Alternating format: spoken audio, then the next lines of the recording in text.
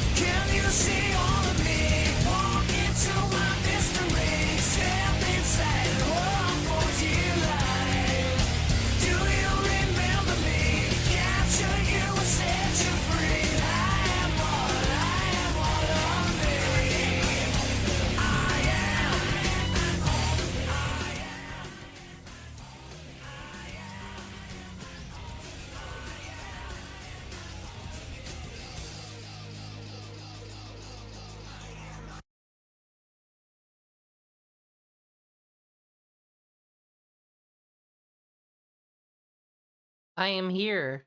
It is true. I had things to say, but who cares? I don't know why my faces ain't working. Who cares? We gotta get on this here fake Grand Order right now.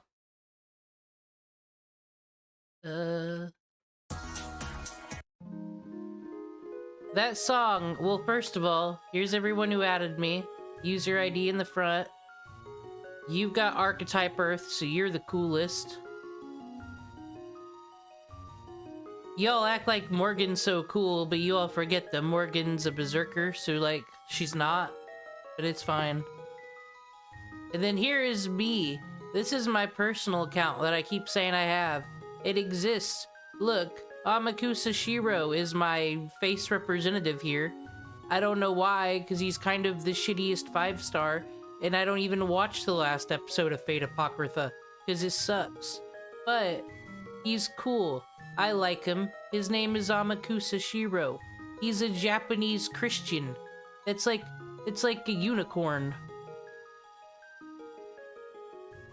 A servant Japanese Christian. How many of those are there? He's gotta be the only one. It's true. It's kind of like I think I'm a good person to stream Fate. Why? Because I got a different perspective than most. I be feeling left out in all these Fate discords and chat rooms, because they all be like, they know every single thing that's ever come out of the Natsuverse. They know Tsukahime. They played Fate Extra. And then they read every manga of every anime that's like coming out. Well, not, however it works. Japanese cartoons and whatnot. And I'm here like, you guys, I've seen 3 anime. Digimon, Inuyasha, and Fate. I'm not one of you. And I'm a straight female, I swear.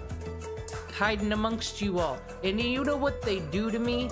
They then say, oh, you're new here to Fate. Let me explain. First you start, you see, with the Dean Studio version of the Fate route. And I'm like, I watch Let's Plays of the novels and I watch the Ufotable animes. I'm good enough. Though I will admit, I found out I'm not the only one. I can play, if I played Fate Stay Night visual novel, I'm sure I could have fun with it. I could read it all. I can look at it and I'm like, this is interesting. I like this in the Natsuverse. I don't know what the hell's going on in Fate Grand Order. It's too much. You can't add multiverse time traveling on top of already complicated shit. Dude, Tsukahime is an incest hentai visual novel. Who are you all tricking with that? Y'all be sitting out here acting like some real wine drinkers. See, the Fate fans are way smarter than like Kingdom Heart fans. But they do have a tendency to act like the ones who've watched everything, they like need like pins to prove it. I don't know. I'm just out here, I like playing the phone game. But you know what I don't like? The 4th Singularity London. I was just gonna chill, skip all this story, have a nice chill morning. I'm not reading nothing. I'll watch things. I'll talk shit. But I believe the next singularity is America. I'll make up for it. I'll read that whole one. And then we're going into the good singularities from that. And I mean, it's America. It's the country I was born in. Not everyone's favorite, I know this, but I gotta study the plot. Gotta make sure they got it right, even though Johnny Appleseed is not there. America. So, and like, we know what happened in London, right? Like, God made it, and then like kings ruled it, and that was cool, I guess. But then like they asked one day, hey, who wants to go to this new place called America? And all the cool people, all the risk takers that knew they could die on a boat said, yo, we'll go, we out of here. And then they came over here, and that's why America is the way it is. It's the DNA of all the risk takers, all the crazy people, really. England, all the pussies stayed behind. Enough said. That's the end of their story. I guess they still exist, but like, you all know, Saber said that England's destroyed. She was the king of fucking Camelot. She would know the status of England, I would think. And she says it's destroyed, so it's not there. Sucks for the English. Who wants to come on this stupid stupid battle in stupid foggy England. Not Elizabeth Brave, she's not dressed. Ryogi Shiki, everyone loves her. Oh no! Well, first of all though, forget whatever I'm doing over here. This is where Mysterious Hero Next goes. This is the John Party. We're giving it a new name. This is the Shadow the Hedgehog Party.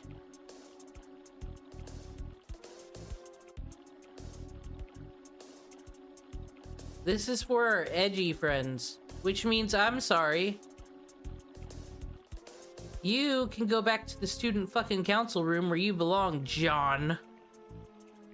Well, if I can figure out how to remove people from the team. Okay, edit party. No, I don't want to reset it. I just want one bitch out of here. I guess I'll replace her with another edgy. Who would listen to Shadow the Hedgehog? OST. I mean, Ishtar would, but she wouldn't talk about it.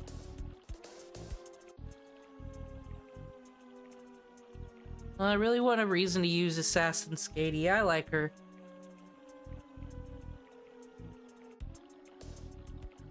Oh, well, I mean, you are an altar of somebody.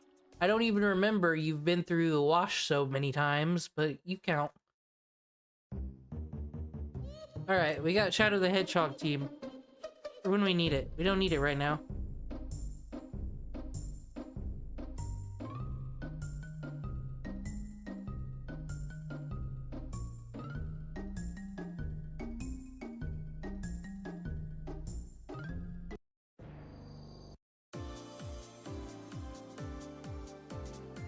Christian Weston Anderson, we know.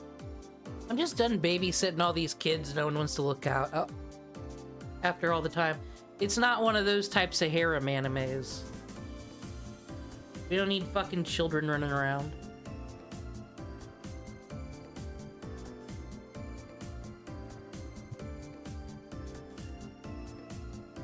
Oh, Homunculus is my favorite. You know, I'm thinking about my Amakusa there on my personal account. Some real... We're not doing that. Do you know how many rolls, how many Saints Court it took to get him, Amakusa Shiro? The servants, I believe they just give away for free now in the free 5-star. But whatever. So many. And then I just have this account and look at all this. We got Arturia Royal, we got fucking Saber Medusa, we got Jolter. It's ridiculous. Some could say, if it weren't for the fact that I don't get no views and have no subscribers, some could say that this is a corrupt gacha, this is a corrupt account. This is one of them accounts. Or what if it's because I'm streaming that I'm doing well? What if they have a way to detect that? Like BlueStacks is being streamed right now. Make sure they get the best pulls so everybody will watch them. Everyone will watch them and they'll say, oh my god, I need to play Fate Grand Order today, the luck is better. Then it won't be. Is that how it works? Oh dude, I'm doing so good, so right off the bat. But you know what, there's nothing wrong. I say there is nothing wrong with gathering some noble phantasm powder, as they call it.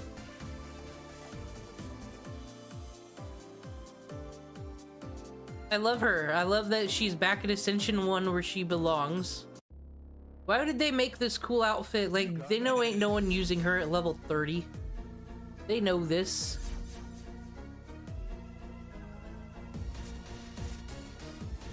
Oh.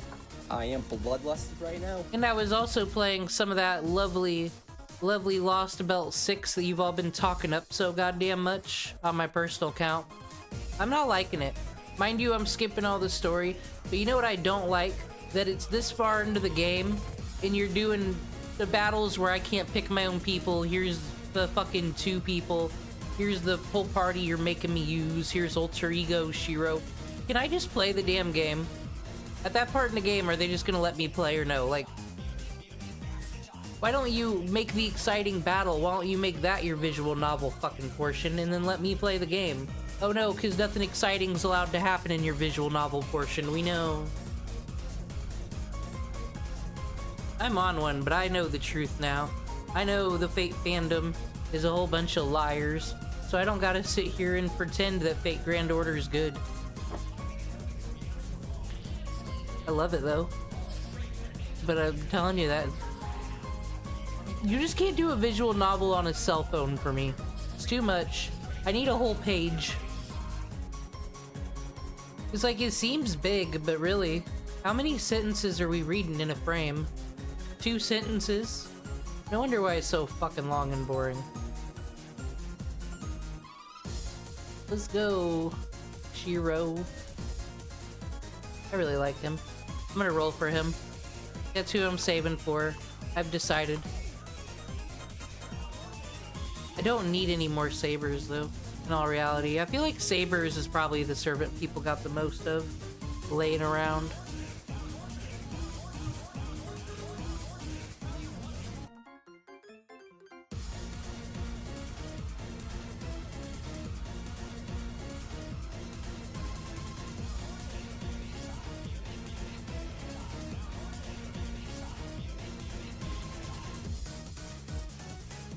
I love her. I don't care if people say she's not that good. She hits like a wet noodle. Rule of cool. That's why I play Fate Grand Order. It's the truth. To see all my cool servants in different ways, it's just dopamine to the brain, and I think we can be honest about this. Maybe Type Moon will hear me and then they'll realize they don't even need to make a plot no more. Okay, Lost Belt 6 script length is like half of entire Fate Stay Night all 3 routes. But it's cell phone sized. You're asking too much of me. I mean, I said the reason I'm skipping it on my personal account is because when we get there here, we'll do the whole thing. So that'll probably be like 25 streams. I don't know. Taku Daikun streams. Does he do it all in one go? He can't. Because he probably reads everything. No way. I have to investigate.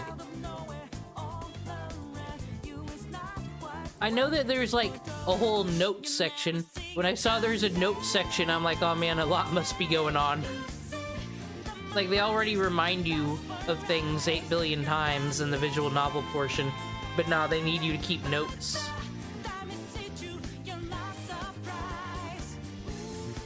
How about, they are making that in anime, right? I'll watch that, and then it'll be like I did Lost Belt 6. I feel like I did Babylonia 3 times, because I didn't finish that anime. I'm not gonna lie, Ishtar showed up and I stopped caring. That's how it usually goes. We're gonna take Ishtar to America with us, though. It'll be her time to shine. Our servant. I paid for. The only paid servant here is fucking Ishtar. Not Skatey, not Jolter, no. The most unexciting one.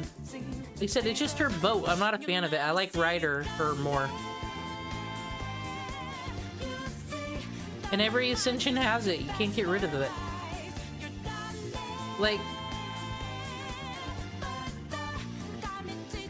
your stupid bow isn't even interesting. Get a car. Get a fucking Hyundai and drive that in the sky, Ishtar. Then I'll be more impressed, quite honestly.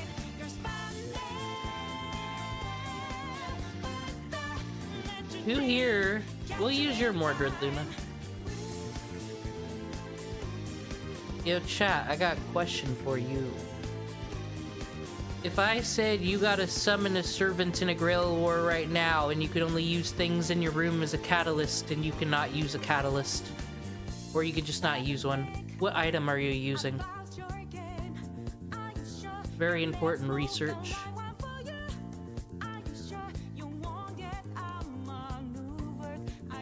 Proto Homunculus. What are you a prototype of? Who are you supposed to be? I don't know anyone who looks like you. God, she's so cool. Rule Saber Medusa today.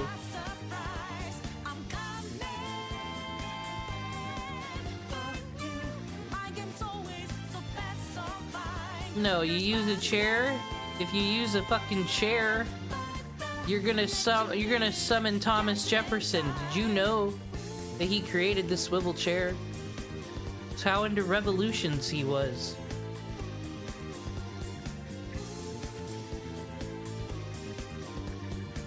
Is that true? Well, then that means that, like, all the people that are into, like, politics on Twitch are gonna, like, fucking summon Hassan Pikers all over the damn place. No one needs that.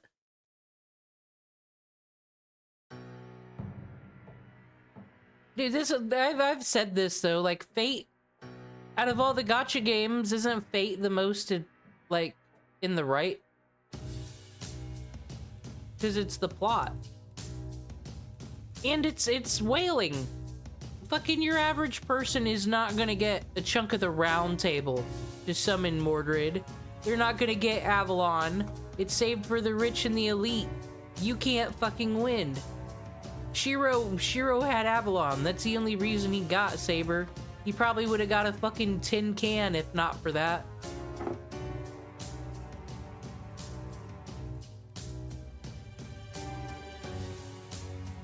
Do you think using the merch of a servant, if this was like the Digimon Tamers version of Fate, like Fate exists as a media, but the Throne of Heroes is still real, do you think their merch would summon them? I mean, that's kind of how Rin summons Archer. It's his drip.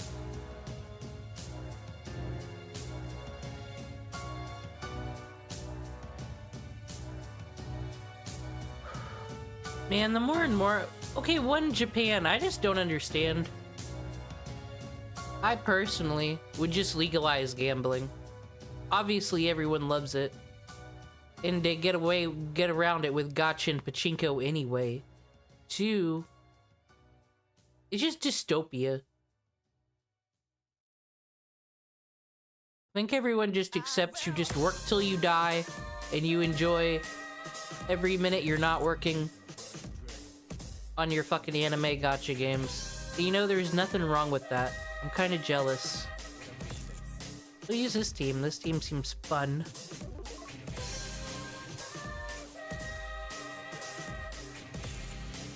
No one wants don't summon Gilgamesh. It's worse than Shakespeare. Like, one, he's not gonna get along with you. He doesn't get along with no one. He's better than everyone, and he'll tell you, and he won't shut the fuck up about it. And then, he's not gonna do nothing for you in the Grail War. Why would you ever want Gilgamesh? Unless you're Kodamine Kirei.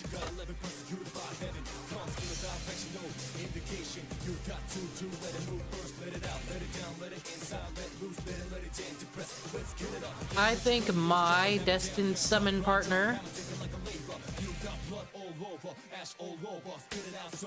I literally don't know. It's impossible to know. Because you're just gonna want to pick your fave, but your fave ain't necessarily who would be the best paired to you. Probably get fucking Edward Teach or some bullshit.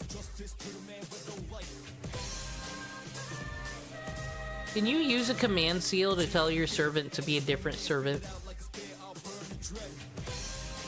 It'd be some garbage.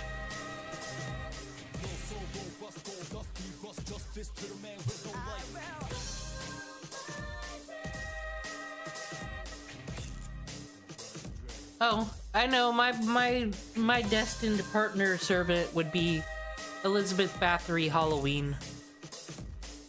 Just specifically Halloween, I'm summoning a caster servant against your fucking Gilgameshes.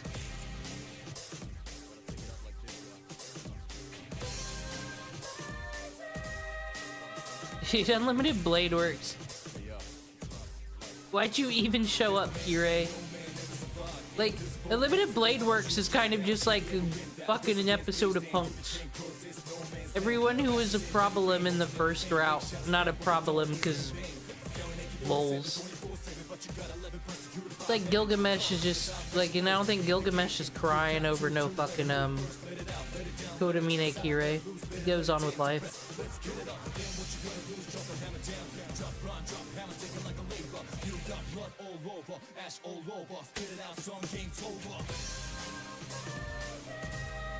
I just kind of wish Lancer, like, nothing good happens to him ever. He tried in Heaven's Feel. He put up a pretty good fucking fight, though. More of a fight than Saber did.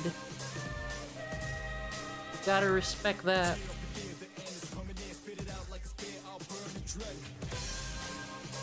Oh, why not? We don't like Paracelsus Hohenheim, motherfucker. He sucks. I like sea stars. Yes, I do. Give me sea stars. That'd be cool.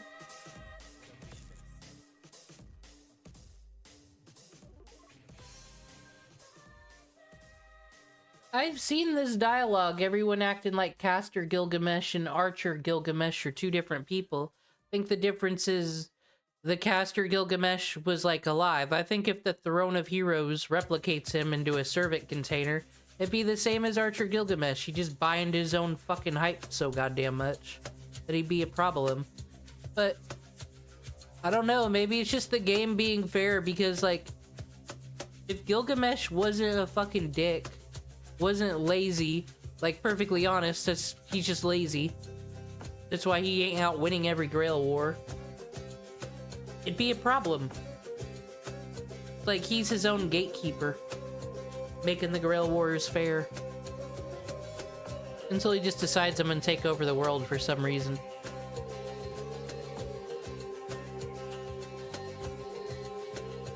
Oh! What are you gonna do, Helter Skelter? Catch this. Ah, ah. There, strategicery.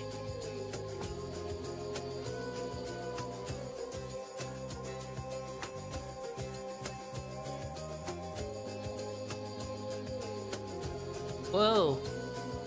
She's not too terrible.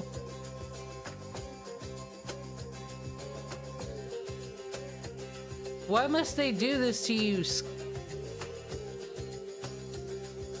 Skady didn't do nothing to no one, and they're all attacking her and hurting her. It's not fair.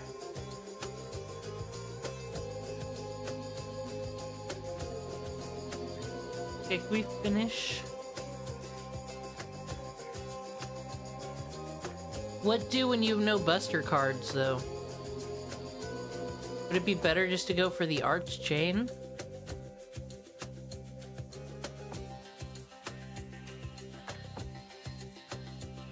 They kept using your Morgan? I don't know how to use Morgan or if she's even... I just know she's a Berserker, so, like, why would I use a Berserker? But damn, 20k? No one... I'm probably gonna give myself all the friend points. No one likes using my servants. They ask themselves, like... Aw, man, I turned Arturia 120 levels. Why the hell is this person turning Heroic Spirit Emiya 120? Because I can. This Noble Phantasm's cool. Too bad it's a shitty servant. Dude, I'm getting pummeled. We still have not gotten good. Oh, it's over, though. It's over, everybody. Maid Salter is here.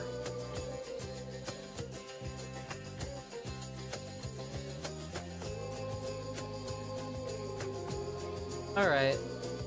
I'm sick of fucking Hohenheim.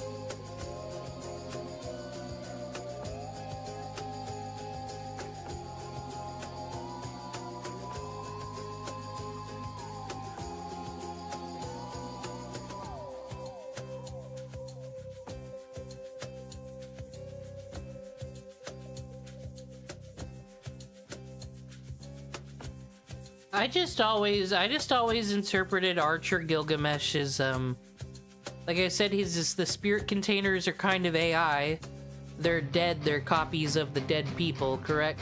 So it's just like, since Gilgamesh was great, it just kind of, it gave the AI an attitude. Like fucking like Star Wars droids. Like that's all AI, but all of them got an attitude. Gilgamesh is the C-3PO. The motherfucking servants. Okay. Helter Skelter, what you gonna do? Your friends are gone. They left you. Now you can do nothing but be a robot that can't even get a boner at being mauled by 3 beautiful women.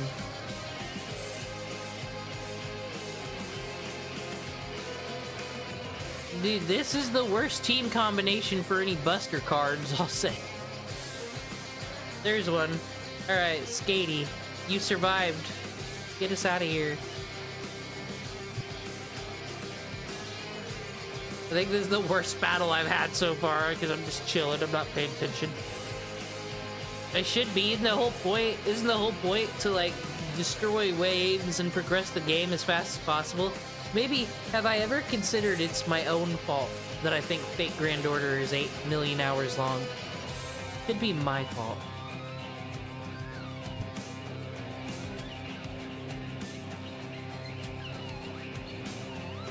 Is he Hobenheim or is he Paracelsus?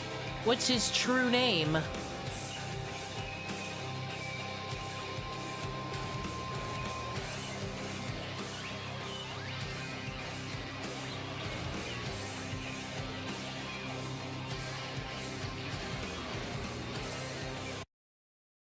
Does she?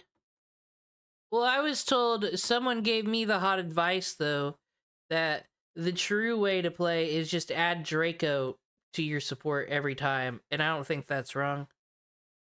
Oh, hi, boring folder. I wanted to watch a Fate video, actually. I like this Mr. Skeptic. The Tower of London is one of England's most iconic and storied historical monuments. I'll watch a Fate video after this. I like the Tower of London. The only reason I want to go to London is to see the damn Tower of London. That is it. But I don't know if that's happening in the near future, so I'll watch a video. All the cool people stayed at Tower of London, and I think they all wrote their names on the wall like it was a fucking yearbook or something. At least in whatever show I was watching, Elizabeth the First or whatever, she goes into the tower and like Anne Boleyn's name's just written there, and I'm like, that is so odd. Its history is that of legend. So much so that legions of tourists, historians, and even ghost hunters have flocked to its hallowed halls. Today, we're going to take a deep dive into the true story behind the Tower of London's haunted history. But before we do that, make sure to subscribe to the Weird History channel and let us know in the comments below which historical ghost stories you would like to hear about. Okay, let's go see a tower about a ghost story. Today, the Tower of London is a tourist attraction, a must-see destination for both English history buffs and the casual traveler. It's a world-famous compound that is as recognized today for its horrible... Hey, I'm taking Morgan. I'll do it. I'll try it. I'll see if this is everything it's meant to be.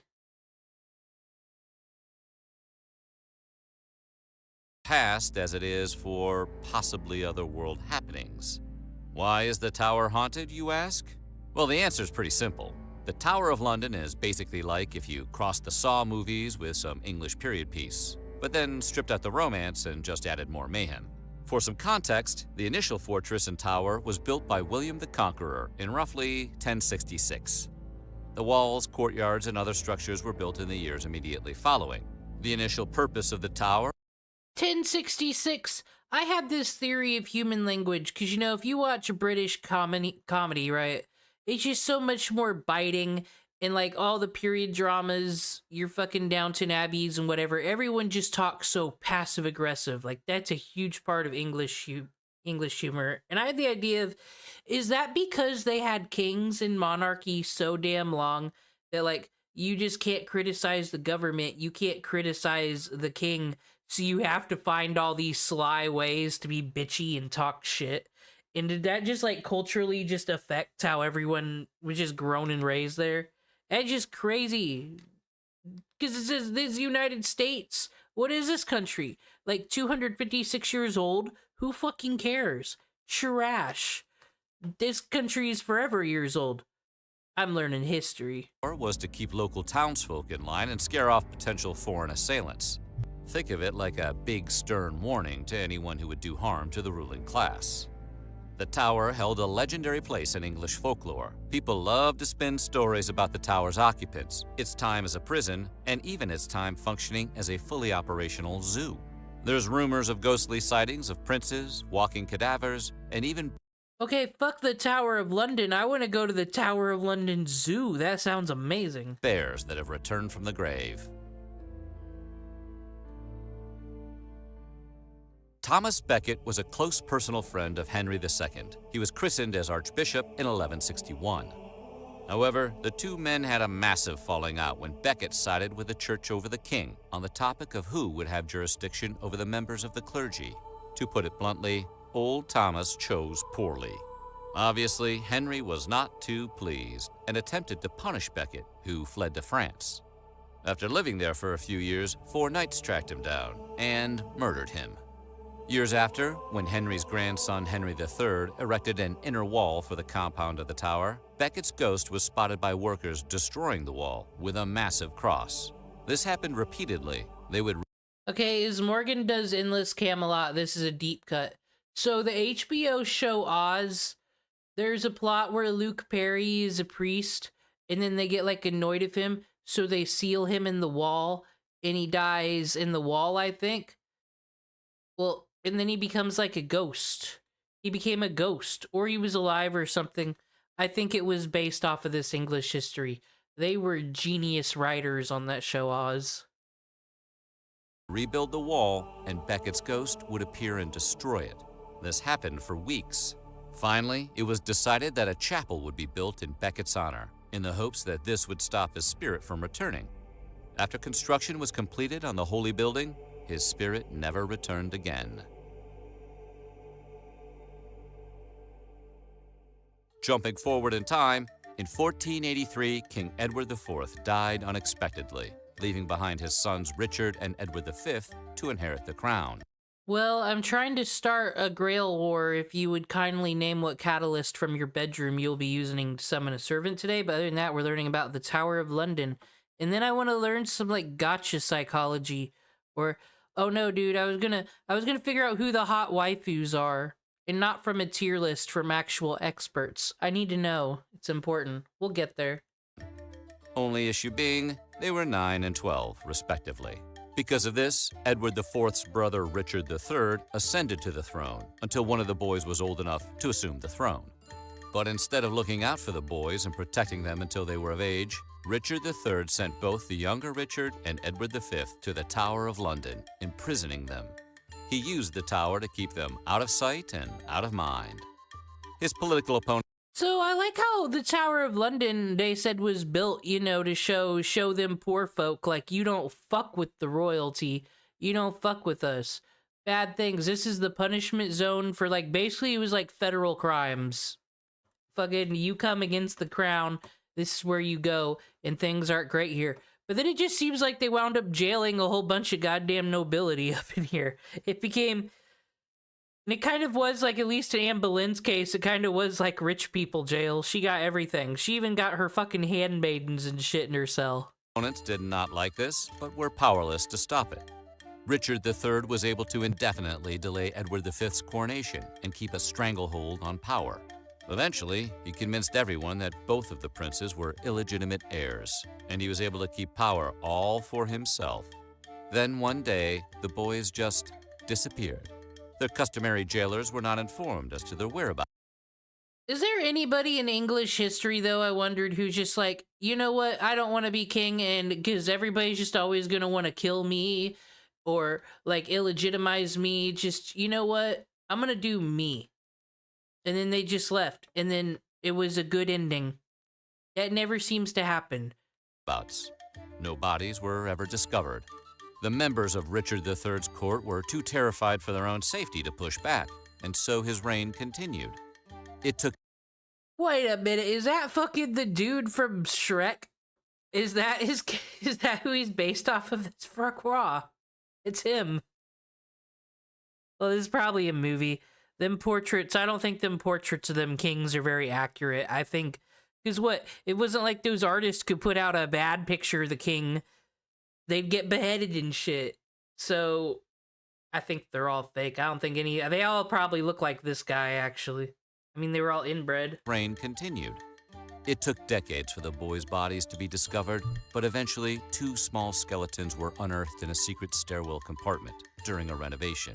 Many people claim to have seen the 2 boys as ghosts, wandering the halls in white nightgowns. It's said that they always appear to be lost, searching for something. Can you imagine an eternity of wandering around? If I go to the goddamn Tower of London and I don't see any ghost, then I'm declaring it. Ghost ain't real. This is gonna be this when I eventually get there. This is gonna be what change, because that's so many ghost stories. One of them's got to be real statistically. Around in your pajamas, stuck with your little brother? Sounds worse than death.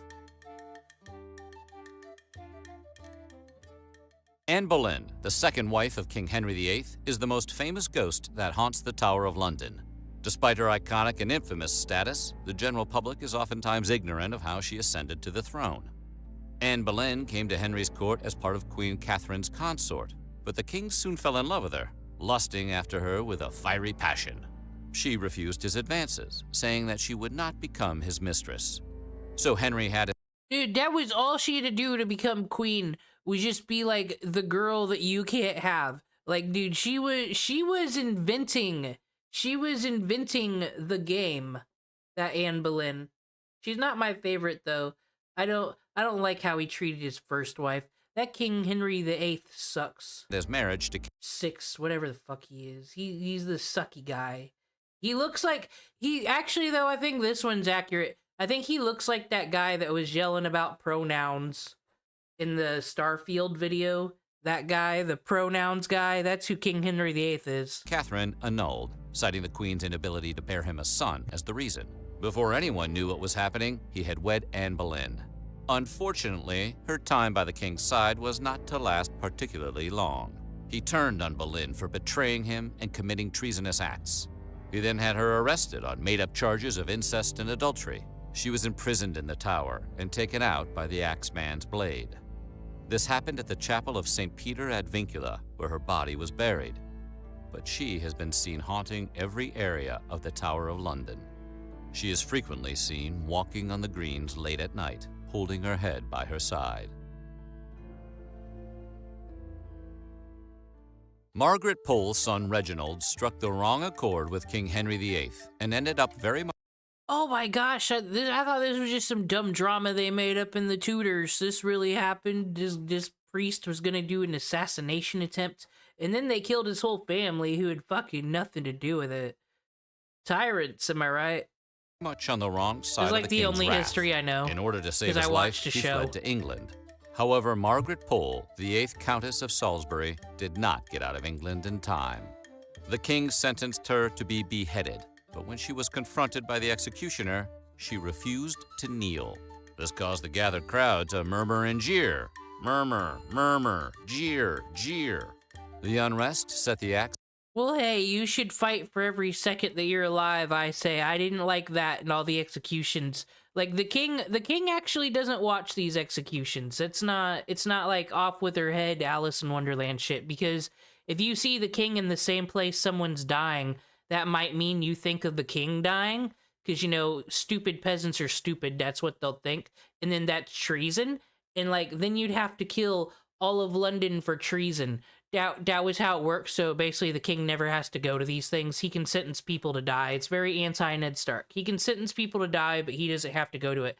And all these people in their final fucking speeches are all like, the king who sentenced me to die is wonderful and great, and everyone should do what he says, and then they get beheaded, because, like, he's not there. You sucking his dick right now, like, does not matter. You will not be saved.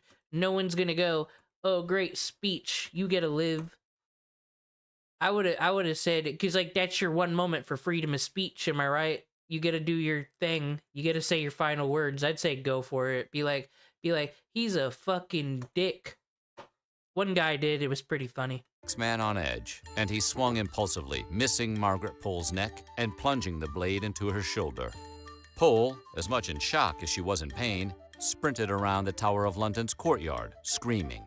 Like a twisted version of Benny Hill, the executioner chased her around the yard, attempting to finish his task. She eventually... Oh my god, is this real? I mean, I guess we know as much as we do about the royal family because of these gossip people that were always in court and writing letters about everything.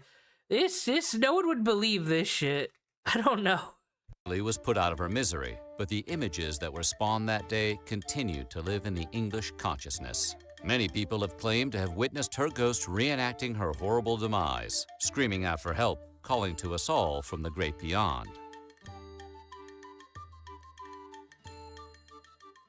This next example of paranormal visitation could easily be viewed as a Scooby-Doo villain, but it's completely real.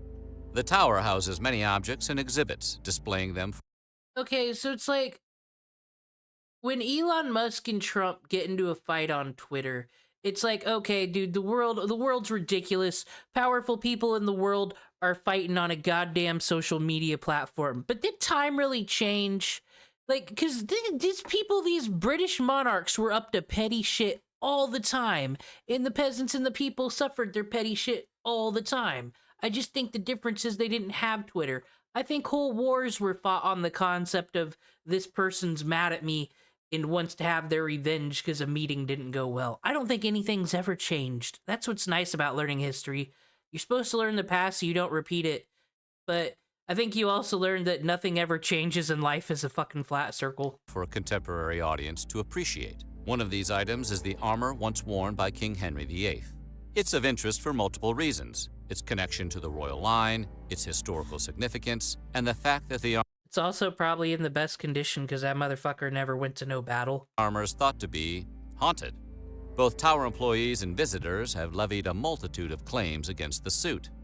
People have suggested that the temperature around the armor is dramatically colder.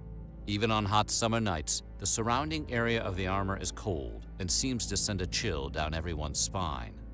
Multiple guards that have been in charge of looking after the suit have said that late at night they've been attacked by psychic forces.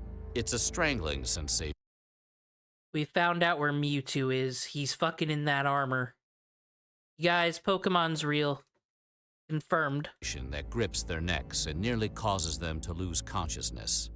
One guard even said he felt an invisible cloak thrown over his body. It then twisted like he was being strangled, leaving red marks around his neck.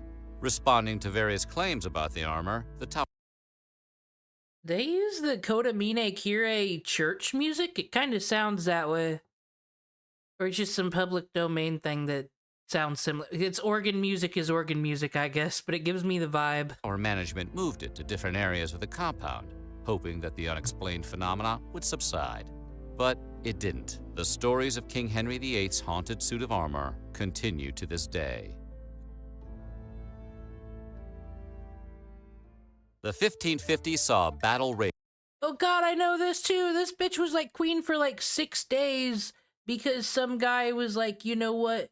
Well, actually, she was like the Queen of Scots or something. I don't know. It's just everything King Henry VIII touched or his children were related to, or just that whole family line was just fucking cursed. So I cannot believe that England just put up with this whole trust the bloodline thing so long. It's ridiculous. Rage over the soul of England.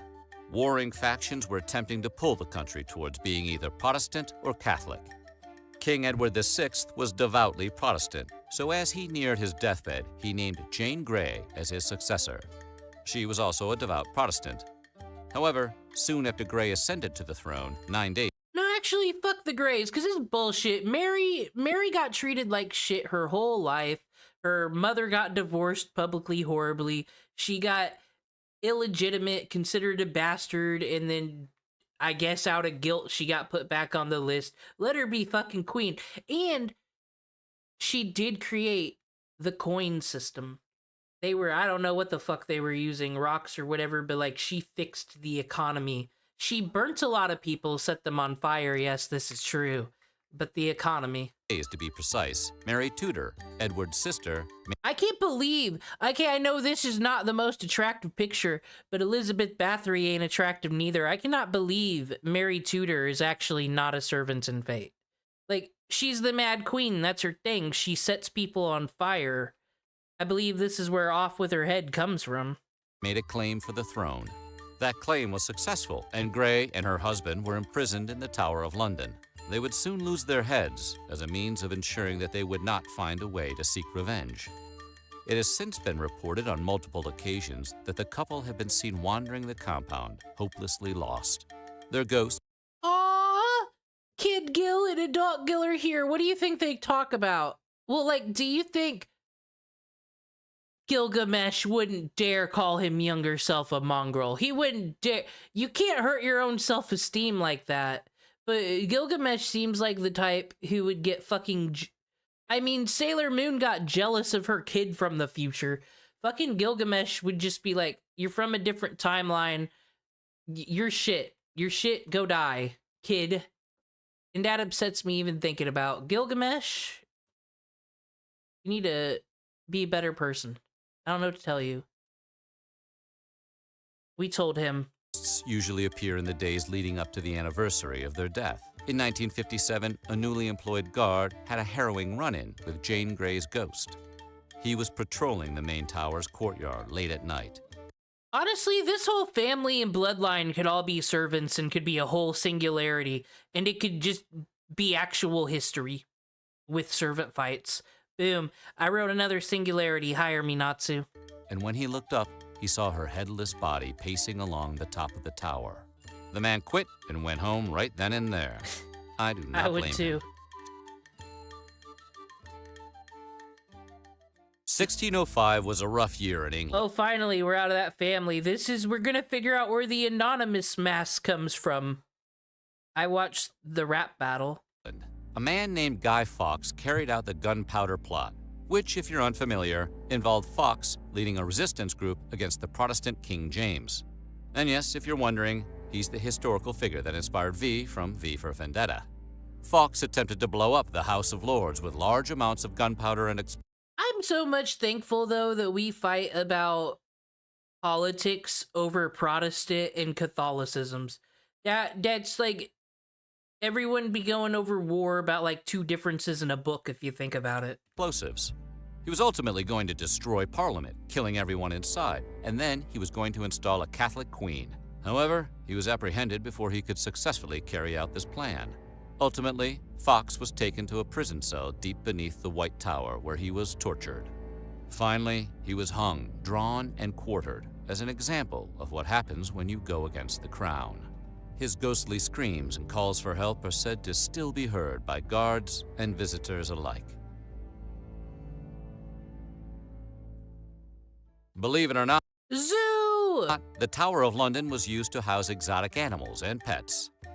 This all began around the 1230s, when Henry III was gifted 3 lions from the Roman Emperor Frederick II. It's a nice gift, but What is this Tiger King bullshit, Frederick II? You can't just give people tigers, because do you know how much it takes to feed those? We've all seen Tiger King. We all know you can't just have large cats like this as a pet. It's a huge fucking commitment, I tell you what. They just gave the king 3 of them? It's kind of rude. All these Fredericks the Great are not that great at gift giving, am I right? where do you keep a lion? Not having any particularly suitable place to house them, Henry suggested the Tower of London. However, the cramped and confined conditions resulted in many animals dying. But that didn't stop multiple generations of kings and queens from storing and housing their big game here. Tigers, elephants, and bears were housed in the tower, with it even being transformed into a fully functional zoo for an extended period. However, due to the deaths of multiple zookeepers, guards, and members of the public, the attraction was shuttered in 1835. However, similar to every other story in this episode, the tragedies and horrible conditions that befell the poor animals at the Tower of London have spawned ghost stories.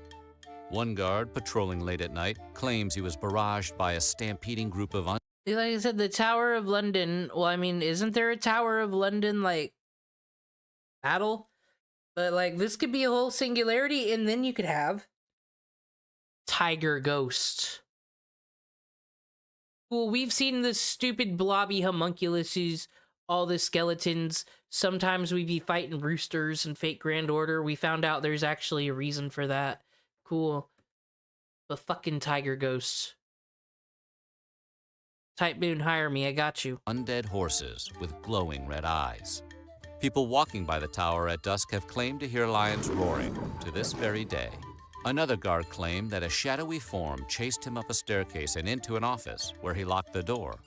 The form squeezed itself under the door and into the room and then transformed itself into a massive black bear.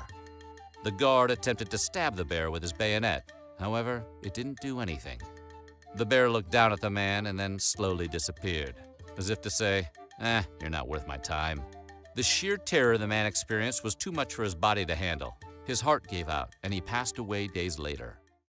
The Tower of London has housed a multitude of occupants, some of whom still linger.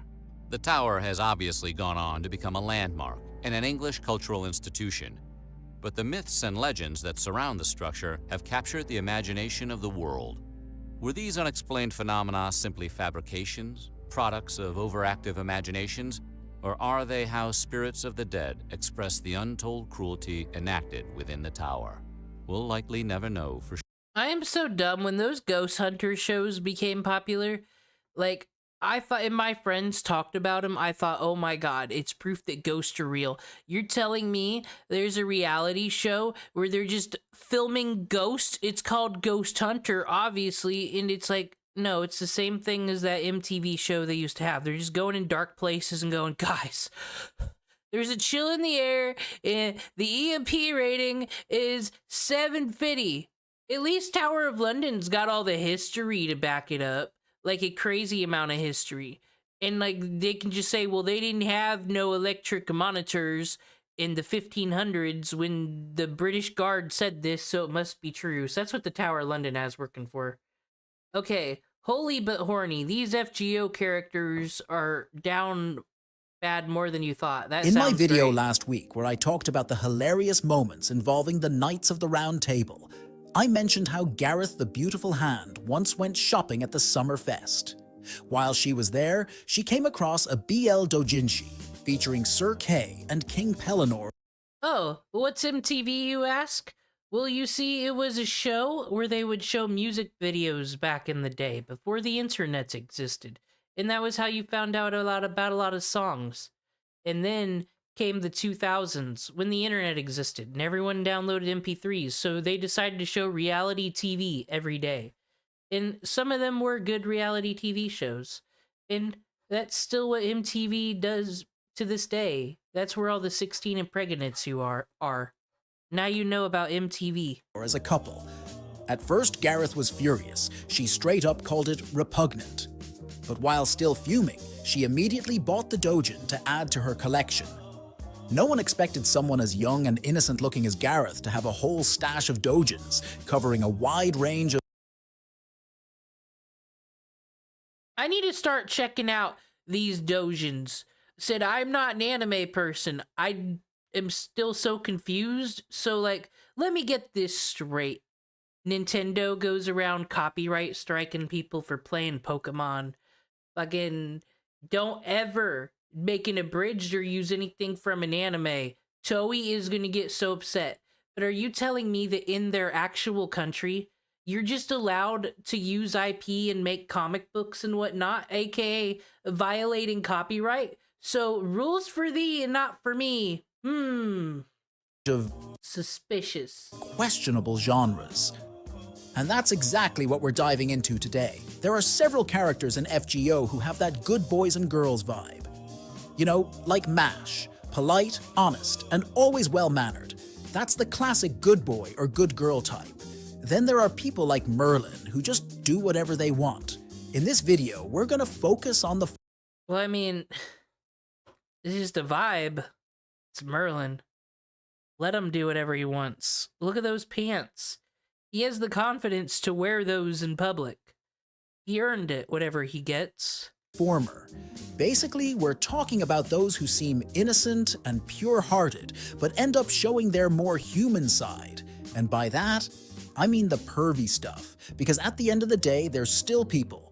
And sometimes, they're into some pretty spicy things. So here it is.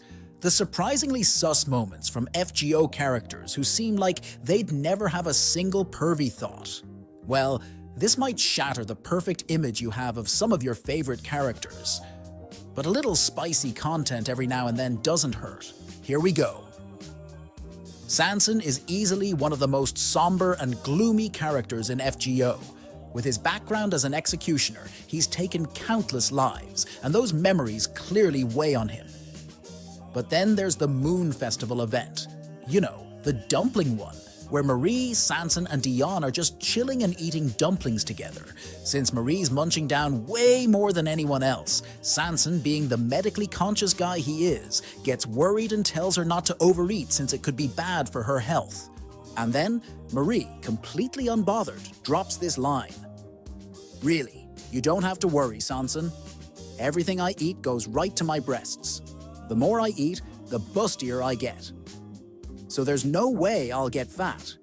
Hearing this, Sanson, who's usually super serious and always curious about medical stuff, instantly starts panicking, but not in a bad way.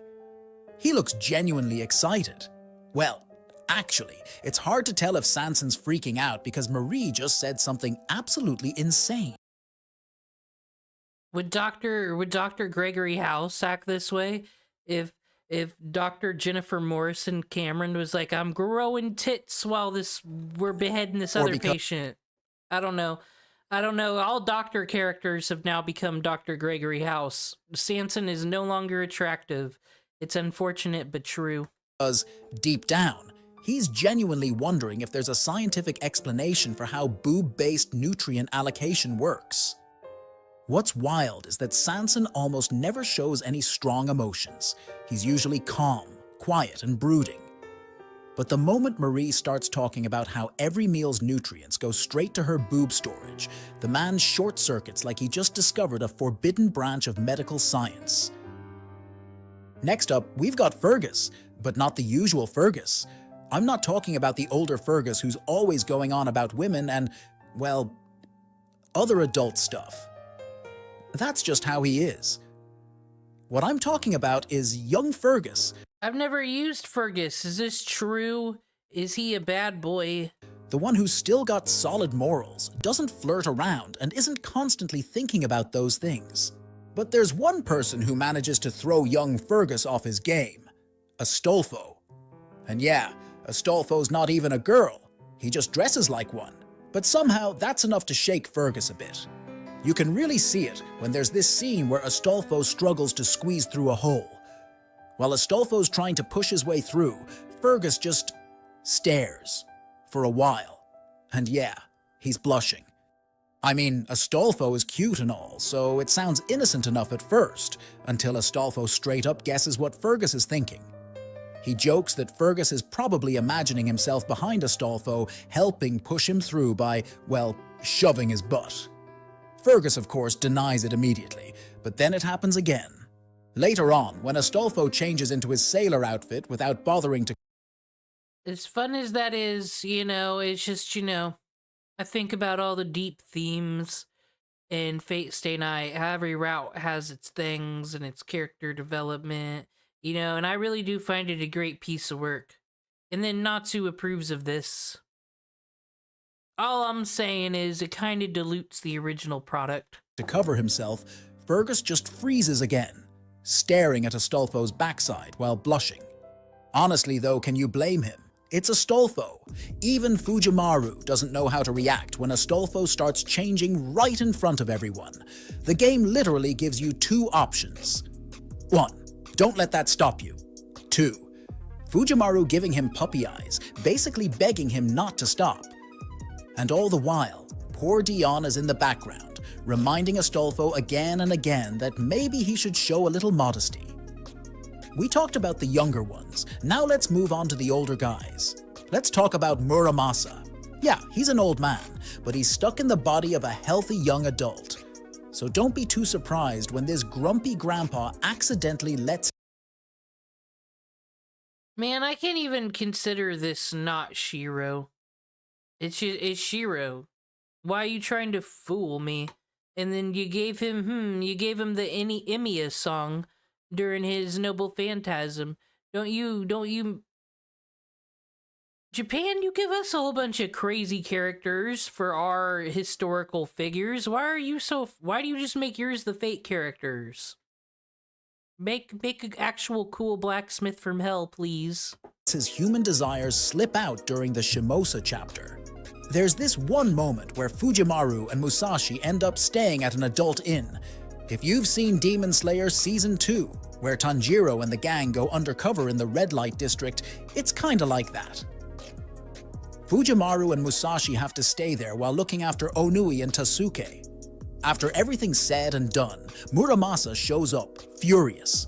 He apparently searched the whole way from the village to the city trying to find them. When he finally does, he starts scolding Fujimaru and Musashi, smacking them on the head for staying in a geisha's room, and not just that, but for leaving Onui and Tasuke in the care of the geishas too.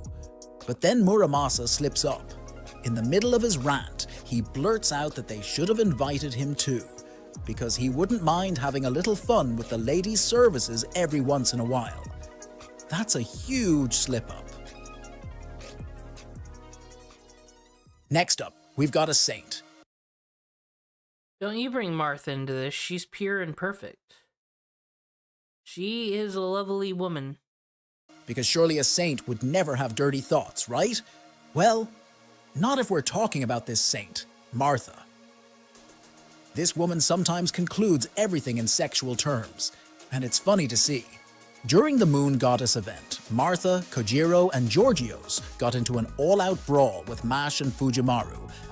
Could you argue, though, that maybe Fate Grand Order's Muramasa would be like after Fate Stay Night? Like, Shiro would be over his hero thing, presumably. Well, I mean, he becomes Archer. But, like, I don't know, he's not a teenager, so he's not so extra. He's just probably into, you know, working on his magecraft, becoming stronger and whatnot. Could he not be more similarity to Muramosa, like his adult version? But keep in mind, don't care about any of my character criticism. I skipped the story in Fate Grand Order quite often.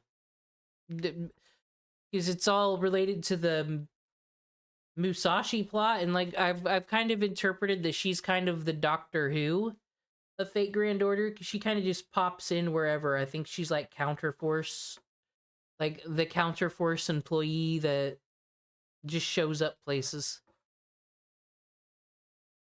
After being accused of stealing dumplings. Like everyone else in that event, they ate way too many dumplings, until Mash showed up. And Mash came prepared with ropes, ready to tie Martha up. Well, not just Martha, it's all of them, but Martha is the one we're talking about here. You see, the moment she heard that she was about to be tied up with ropes, Martha started blushing and Good on you, Martha. stuttering at the thought of being completely bound up, full-body style. To be fair, the whole thing was based on an old Japanese idiom about restraining criminals. But let's be real, if you're blushing at the thought of being tied up, you're definitely thinking about some kinky stuff. And that's not even the worst part. During the Chaldea Summer Memory event, Martha's mind goes straight to the gutter again. When Ku Kulane and Skaha casually mention going a round or two, clearly referring to sparring, Martha somehow assumes they're talking about the S word and won't stop at just one round. Then Kojiro comments that Martha seems worked up and assumes she wants to go at it too. Again, just about fighting. But by that point, Martha's brain is already in full summer mode and thinking about how Kojiro is about to do S. I remember the very first summer event, the one where you're collecting like wood and bricks and creating society. I really enjoyed that one, and I did read it all. It was good. Word with her. So basically Martha seems to think that once summer hits and everyone's in swimsuits, the next logical step is some kind of S-word party. Martha, are you sure you're a saint? Alright, next up, a Hassan. Yes, one of the Hassan. Be honest, you wouldn't expect a Hassan to have a pervy moment, right? I mean, with their strong religious beliefs, strict discipline, and tight brotherhood, you'd think they'd be above that sort of thing. But not really. You see, The Sans are the hardest working servants, and they're no one's waifu or husbandos ever. What a sad existence. Cursed Arm Hassan might having a little fun in his second life, and it seems like he's using his presence concealment skill for less than noble reasons. Let me pull up this craft essence, Chaldea Lifesavers. Take a good look. Do you notice anything suspicious? Feel free to pause and search for it yourself, but I'll just tell you. Turns out,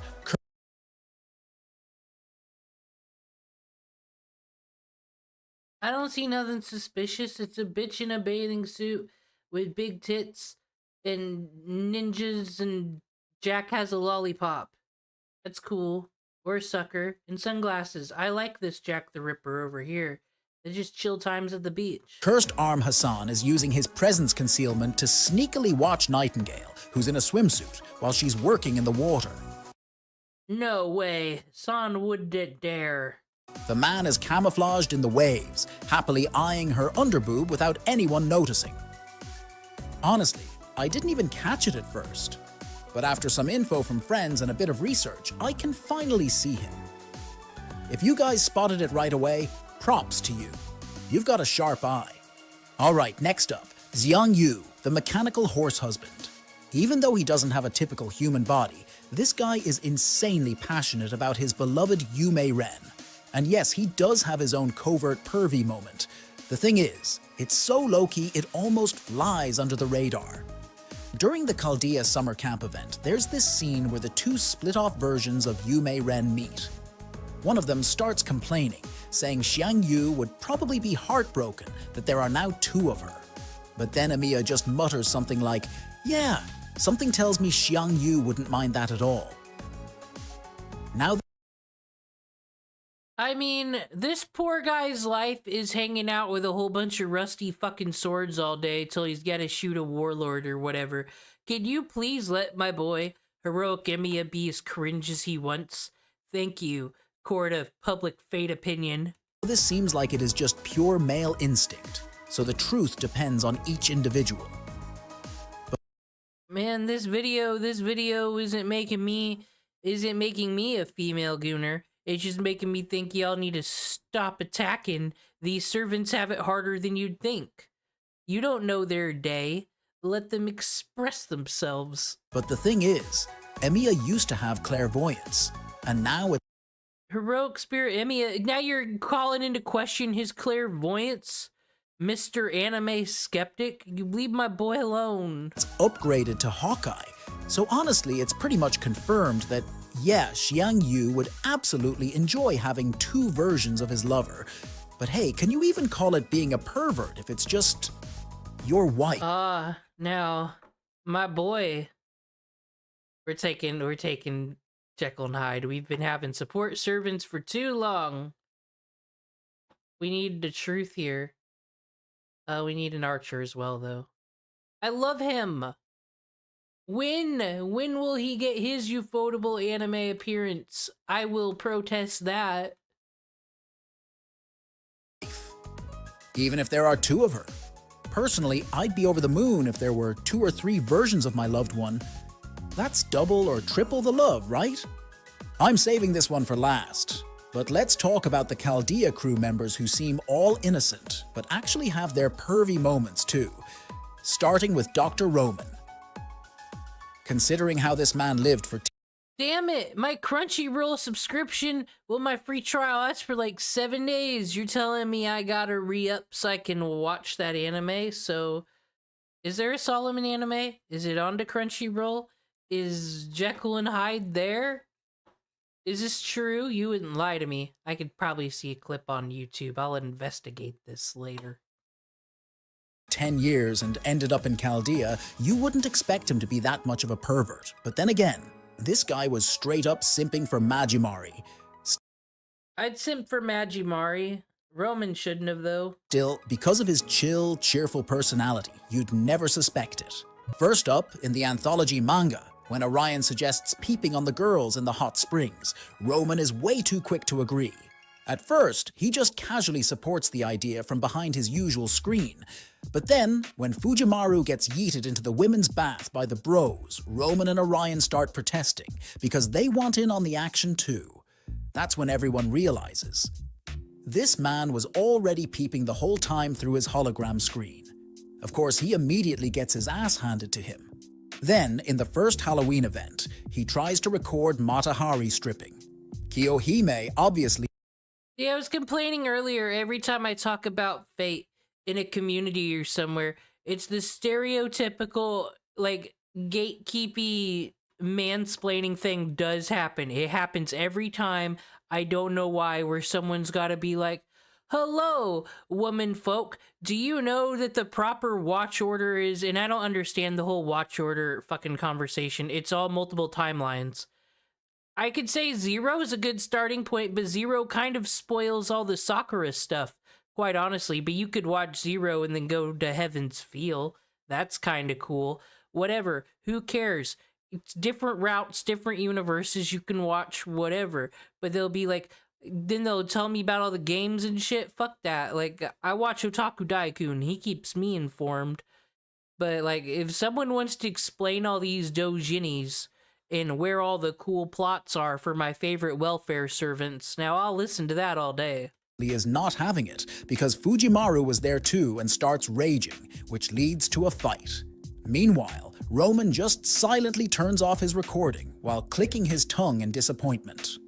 Oh, and in Septum, when he starts talking about Majimari, Mash immediately calls him out and tells him to focus on work, because apparently she found his secret folder and straight up blackmails him by threatening to delete it. Looking back, after everything we learned about... Did y'all know that Natsu said every single thing in Fate is canon except Fate Zero because he didn't write it? I think that's kind of bitchy, because I believe every single thing that happens in Fate Zero is in the visual novels or explained in the visual novels, is it not? Zero, I think, is the one people like the mostest. There are people that watch Zero that fucking hate Fate. It's true. Because it's a mature battle royale, no high school shenanigans, like mage politics. Like, it's really good. About him in the finale, it kind of makes sense. He might have inherited that trait from his father. Still talking about the Chaldea crew, let's not forget Munier. Now, this guy doesn't exactly look innocent. His actions and even his room make it pretty obvious that he's a man of culture. Dude's got a ton of action figures and posters of heroic spirits all over the place. And let's be real, his enthusiasm for Astolfo and Dion speaks for itself. So just count this as a bonus. But the moment I really want to highlight is from the Oni Pagoda event, that one chapter with the hot springs. Since this features baths, it means a lot of characters would technically be naked. Oh, I keep forgetting. Need to be using Berserker Jolter way more, because she's got to attack up because of the pilgrimage stuff right now, I believe. We can't keep neglecting. We got the real Jolter, it's true, but I'm really liking Berserker Jolter, I'm not gonna lie. And she's free, what the hell? So, to keep things safe, Da Vinci implemented a hack that makes everyone still appear clothed on screen, even though they're actually completely naked in the bath. Upon hearing this, Munier instantly breaks down in tears, and I mean full-on sobbing. Apparently, his crying was so intense that Da Vinci had to tell... I can be a gooner for Jekyll and Hyde right now, tell you what it is. It's because Jekyll, you see, is anime glasses guy. I don't know the tropes. I call him the anime glasses guy. The one who pushes up his glasses when he's right about something and often carries an accounting book. That's what Jekyll's going for. But then he becomes problematic, toxic guy. He's perfect. White woman approved, Jekyll and Hyde. Tell him to calm down because she didn't want his flood of tears to short-circuit the systems. Well, I guess that's about it. What do you guys think? Click subscribe and see you guys next time. In my video last week where I talked about the hilarious moments involving the Knights of the Round Table, I mentioned how Gareth the Beautiful Hand... I can't believe this man made such a filthy video about our favorite servants. We're keeping an eye out on you, anime skeptic. You're gonna be one of the usuals. Gonna be paying attention to. awful words that you say.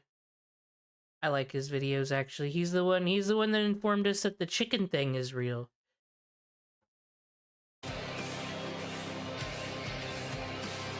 Alright. We're getting to the end stretch, I'm hoping. The end stretch where, like, Tesla and Lancer Artoria come the fuck out of nowhere. You can't miss that. That's the most exciting part of London.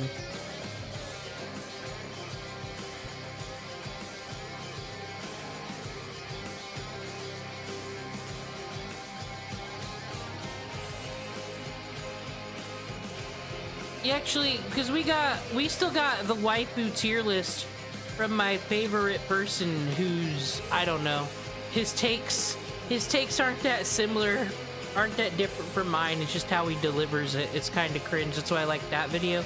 Yeah, I need to see the Dojone rankings. I'm probably even saying that wrong. Dojin. I am not weeb otaku. That's why I said my perspective with the Fate stuff is very different. I legit like Fate because the world building and the characters and Grail Wars are more exciting than any Hunger Games shit. I'm not, like I said, I'm not into the anime. It's just like Digimon's been letting me down for years. I didn't like Digimon Tri very much. That's how we got here. Digimon Tri came out and I said, oh, this isn't what I thought it would be. It's kind of a bummer. And then I watched the Project Mouthwash abridged.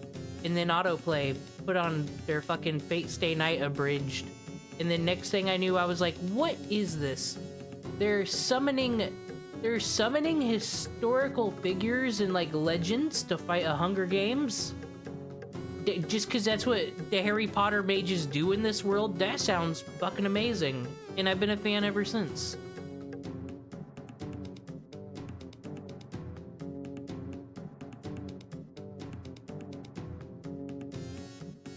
Dochinchi.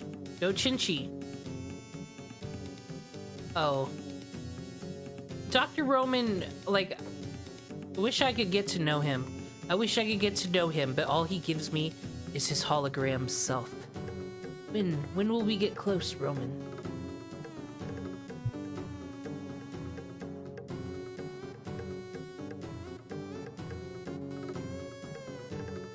Actually, I believe my homie Foreigner J-pop idol Salter, she's just been through the Salter filter so many times I don't even know who she is anymore.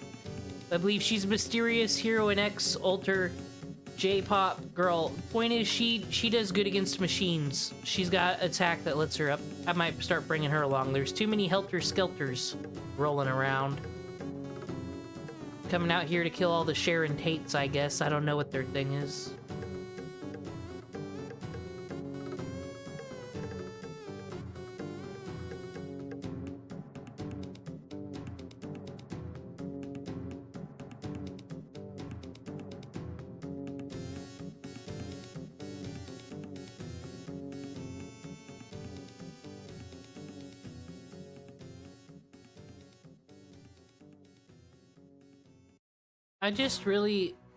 I want to write a goddamn Fate fanfic, but it'd be so OC because I just want to. It's like, I don't like Dungeons and Dragons. That's why I play these games. All the numbers are on the screen where I want them, and I don't know. I like role playing and fucking messages.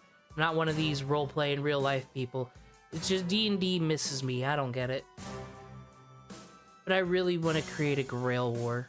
I wish, I don't know, I think that's why it'd be fun to make like a Fate fan game or something. Just create your own Grail War, because I think that's the funnest things, is just giving everybody their assigned partner and then their backstory and their lore, trying to fit different versions. It's just so cool. This is just the nerd hill I've chosen. NP looping. Well, wow. I haven't gotten good in a while. Last Singularity, I learned to start using Buster first. It is time to learn about something new. But the problem is, in these singularities, I can't really build up noble phantasms. It's a whole bunch of, like, killed in one hit motherfuckers. But we do got Gil here to start blasting. Really wish you had your ability where you could raise your NP, but not yet.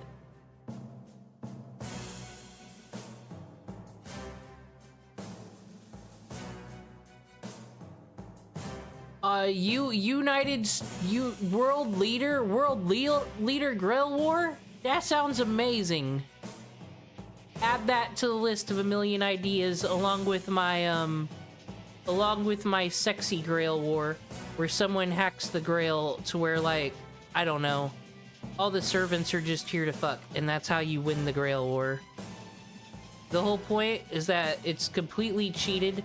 Like, the person who's rigging this completely cheated it to make a harem of waifus, but by doing so, they actually, since they're not a bad person, they just want to collect waifus, I guess. They wind up saving the world. Because of the evil, corrupt Mages Association gets defeated in this. There's actual political story, you know. I am the female gooner, so we always need a plot. I know, but, like, how can I write it?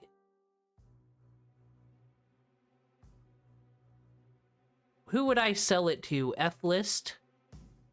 They all come in here. Those people want to ruin your cool, well-thought-out plots by throwing tentacles in whatever weird thing they got going on in there.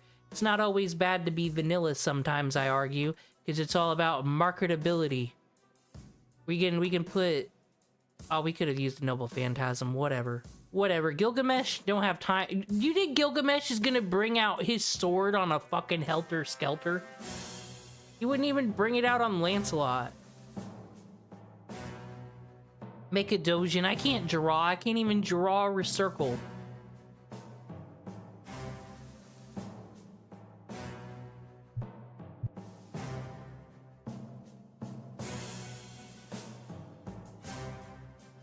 Yeah, and the 18+ Grail War, we obviously can't have children competing, so we can get all the stupid lolly characters no one likes out of here.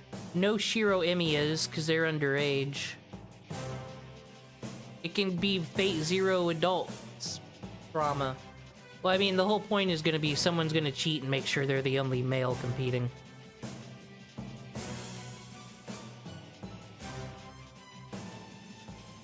It's like, if you can use a Berserker enchantment, let's say, because if you don't, Berserkers first come, first serve. Like, anybody can summon Berserker, right? They just add the Madness enchantment.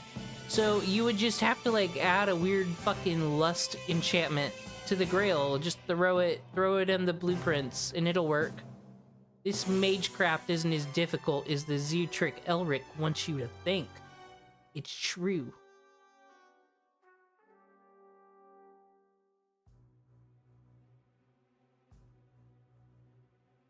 Wait, Fate Strange Fake was a Doshinchi?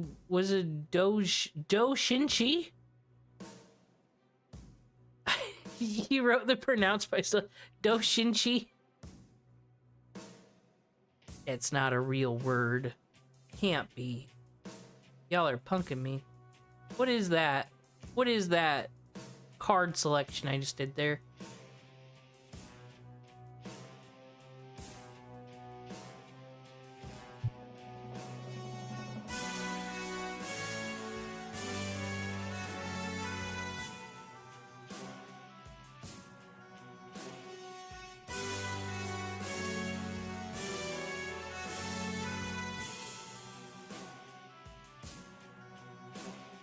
I think for the porn fanfic, as we call it, that is different from the Grail War, I want to make where every servant's a caster servant, just so Nero Caster and fucking Castoria can finally have some words with each other. I think Berserker Jolter will be the Berserker in it. Because, like, no one needs Kiyomi around. She's too fucking much. Too extra.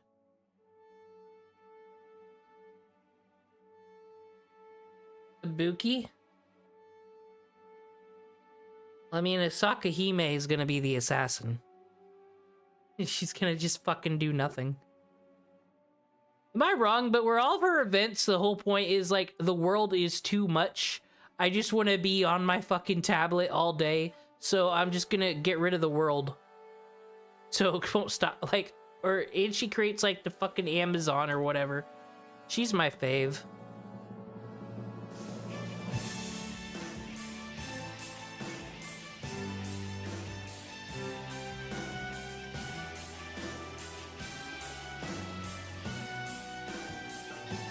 No!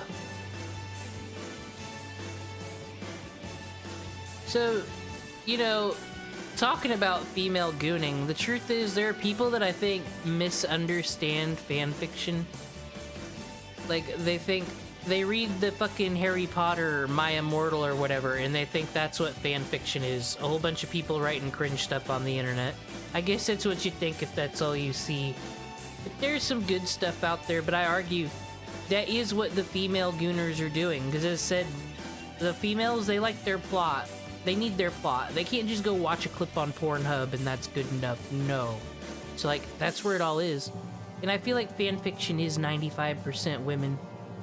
So I don't know how much crazy... The only horny posting you're really gonna find is for individual ships. I don't know if anyone's out here writing straight up hentai plots on fanfiction.net or AO3 or nothing. But I don't know, maybe I'll go and investigate. I feel like it's all gonna just be glazing Archer all day. I feel like that's what I'll find on AO3. It's all gonna be Archer hentai. I mean, nothing wrong with that at all. But I don't think there'll be much variety.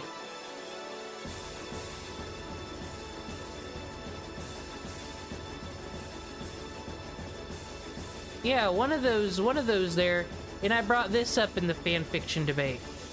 This is how you win the fanfiction debate. Hey, you know the person who wrote 50 Shades of Grey? They're richer than you'll ever be. Because they wrote a fucking Twilight fanfic.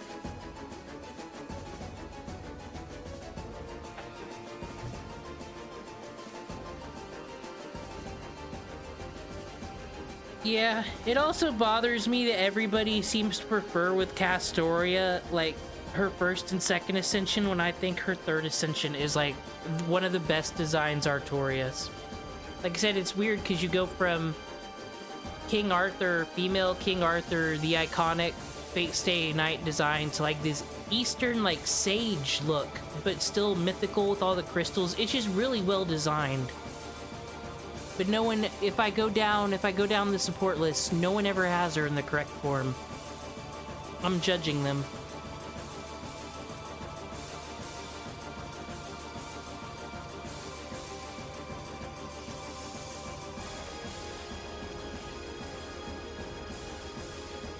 The only thing that would make Castoria cooler is if they took Ruler Artoria's bunny ears and gave them to her. But I guess in my Porn Grail War,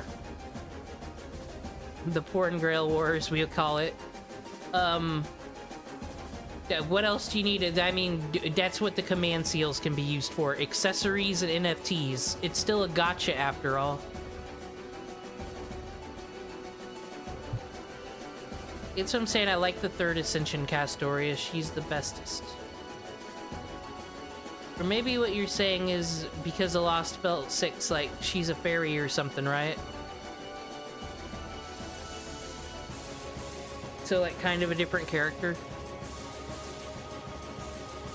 Is Castoria Summer out in the English one, or is that one I gotta wait 6 years for? No way! Bunny ears and a maid dress. See? Is she even good in battle? I'm probably gonna roll for her just on aesthetic alone. I think that does make me the female gooner, but it's really just the character design, y'all. I don't want to have sex with any of these 2D people. They're not real. But it's good art. This year, there's too much happening. I want the stupid lawnmower Ilya. Just because I like all the sparkles that are on the screen when she uses her thing. And then I want Emiya, Mama Musa, whatever, I want him. And now you're telling me there's a bunny-eared maid fucking Castoria? You're telling me this? This is the year of Fate Grand Order, unfortunately. Would she go really good with normal Castoria on a team? And I don't know, maybe we throw Tiamat on there? Would that be a good team?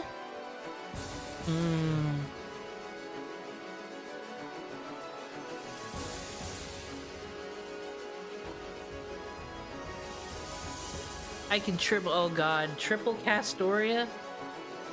Ooh. I want a Saber. No, I have a Saber. Her name's Medusa. We need... Fuck all this caster noise. Oh no, we'll just take Draco. That's the win button I hear. I want to use Medusa because she's cool. Yeah, we don't need no caster. I think we can fit a caster over here. There you go, Skatey. Leave no Skatey behind. The problem with Jolter is we don't get to use her much. We ain't going against no rulers anytime soon. Fuck Oberon, I don't like his skills. I never know how to use them when you support. Don't put my people to sleep because of your trauma, Oberon.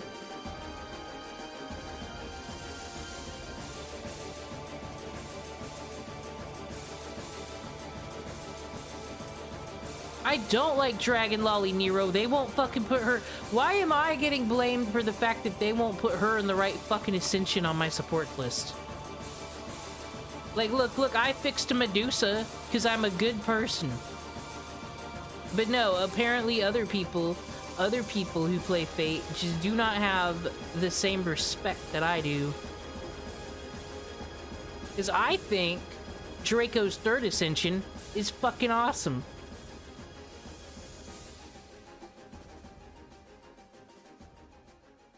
But, though, I will make argument for the Dragon Tail in of itself. That is pretty cool. Everything else, no. It's like fucking... I guess this is Nero when she's getting poisoned by her fucking mother. That's what she looks like. Getting poisoned and whored out by fucking Amphithena or whatever her name is. Bad Mother of the Year.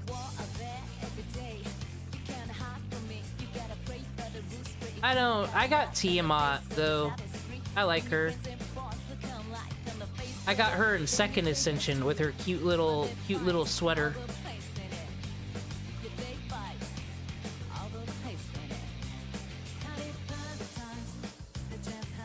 Alrighty. Fucking... So I like first Ascension Medusa. She looks like a Persona character.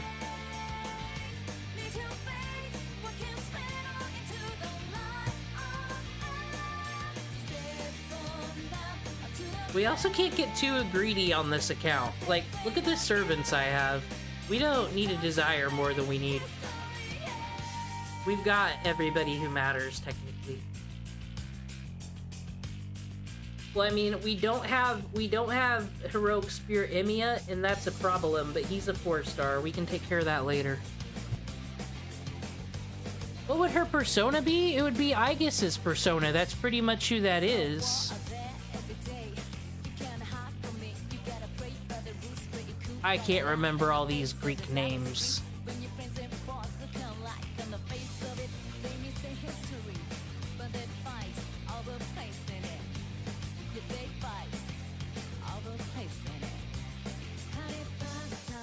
Said, how you gonna bring her out in, like, basically the outfit I thought was the coolest color scheme in the world in middle school. How you gonna do that and then put her in this beautiful gold white dress? Natsuverse, am I right?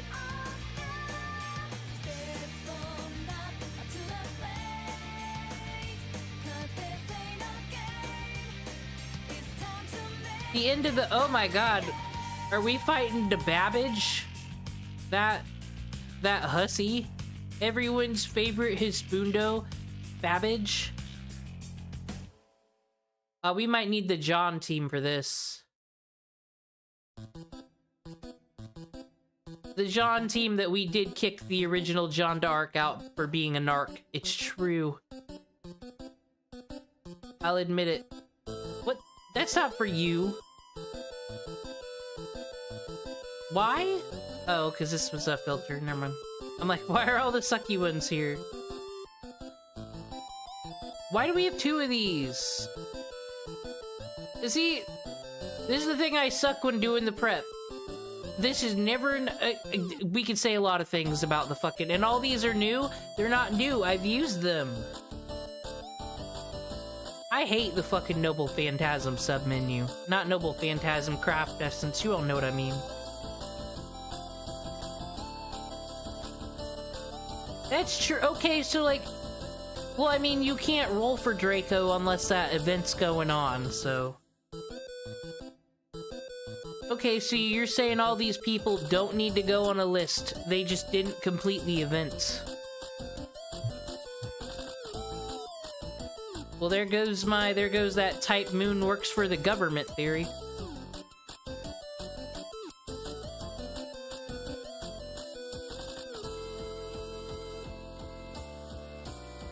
Well, I just talked all this game about Mysterious Idol X here, and she doesn't have that ability yet that lets her beat up machines, but it's the thought that matters.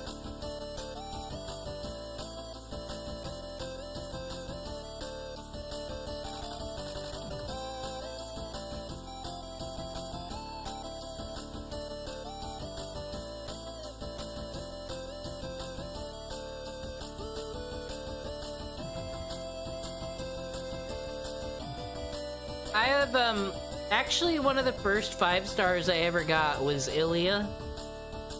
I kind of dig. I have to unlock that that black dress. The black dress she has is pretty cool. It only Fate Grand Order do we gotta work so hard to clothe these people, though.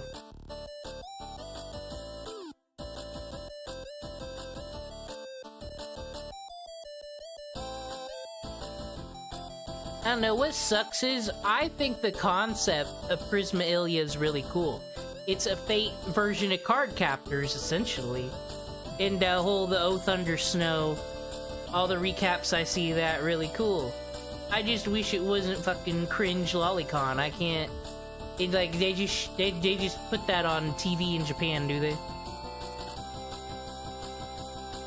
Like, someone was asking why do people like Oath Under Snow Shiro so much? And it's like, because how cool is it that the best Shiro comes from the worst anime? I think that's all it is.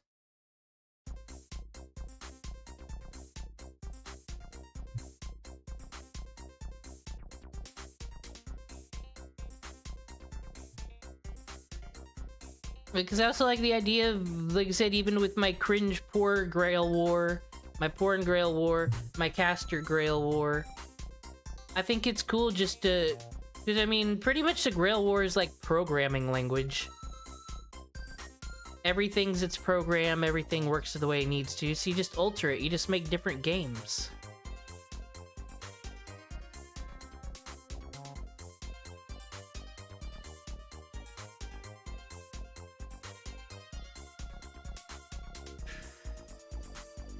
So that's why I'm saying we can't trust Jolter Berserker over here.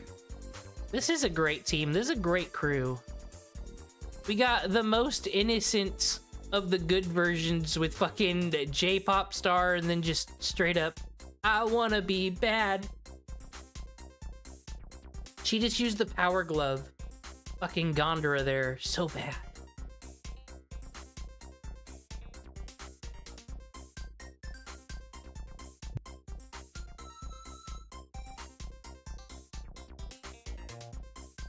We defeated the enemy group. Okay, we're going against Babbage next. That's what I'm predicting. I'm sure that's what's going on. They said, London, don't get excited till like the last minute. I thought it'd be great. Because I'm like, oh man, Jekyll and Hyde. And much like here, it just became fucking...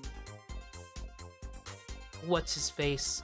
The dude who wrote all the fairy tales. I actually have him at level 85 in my personal game. What do we need? A rider?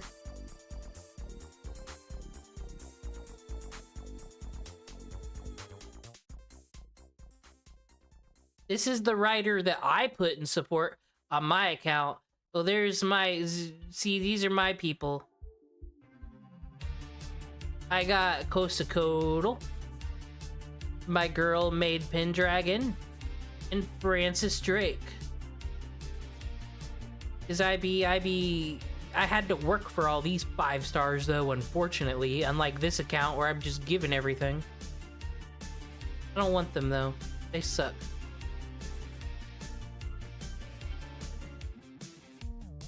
Wait, is the Demon Pillars coming up? Solomon gonna show up like Team Rocket? Okay. Loli Draco, but they love their mommy, so they could be 2. We don't know. That might be fair.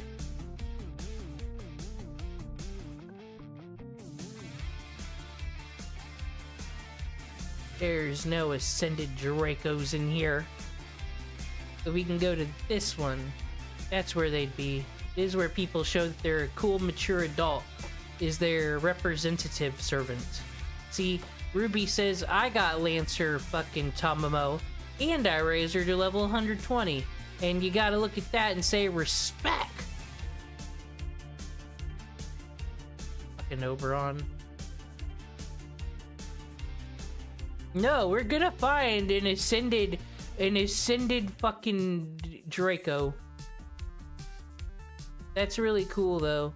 You know what? She doesn't have advantage on anything. We didn't come here to be heroes. We came here for free drinks, in all honesty. This'll work. No, we can't just press W to win. What kind of game is that? It's about the journey and the servant friends you made along the way, and judging people on your support list. It's more fun now because, like, the people on my support list are people who added me from this stream. On my personal account, these are people I'll never meet or know. Oh, let's go, let's go, let's do it, bye, bitch. I love her. I just love this double phantasm, because then you get the cool Millennium Castle, and then you get to use the skill that makes you immune and gives you things. But then sometimes, because it's a live service game that loads levels, you get this cool castle, and then you transition to the next battle, and the castle's gone. That's kind of lame. I wish they'd fix that.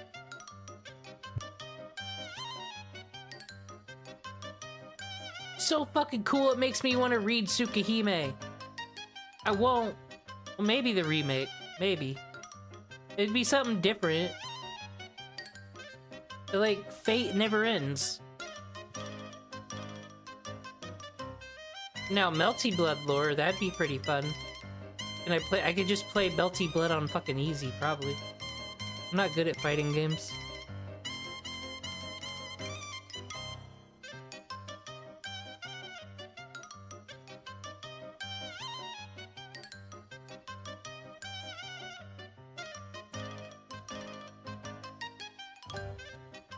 This is the official theme song of the Millennium Castle. What did archetype or your Earth mean by this?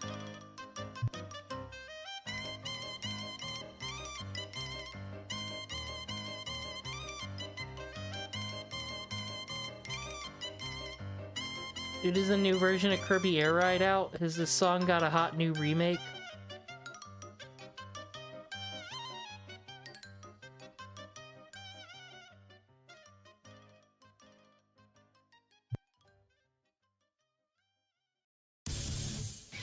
Ah, no more Millennium Castle for us. Babbage. Hi, what's up? Babbage's sprite don't usually look like this, does it? It's just, he's special in this boss battle? Alright. Who the fuck you gonna charm? No one's buying what you're selling, Gil. So I haven't raised any skills up, I don't think. Should I be doing that, or should I just... Because, like, it takes so many resources and I want to ascend people. Maybe I should just wait till they're fully ascended.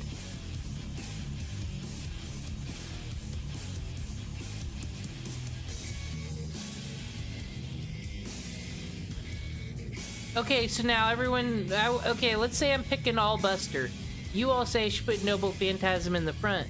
If I'm doing all Buster, shouldn't I put it at the end so it'd be stronger? I don't know, let's find out. Yeah, but we don't have another lotto event until like Christmas.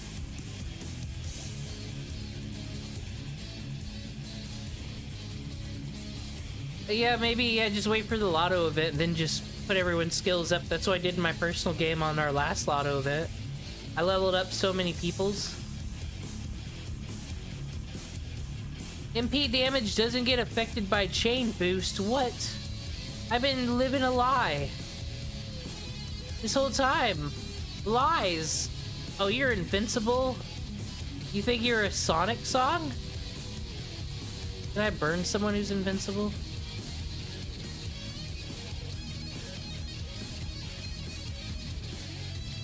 Guess we can just work on our Noble Phantasm. That's cool.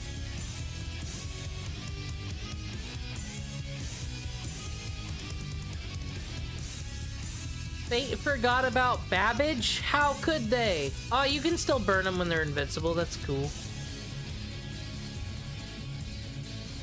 You know who I'm not gooning for? Babbage.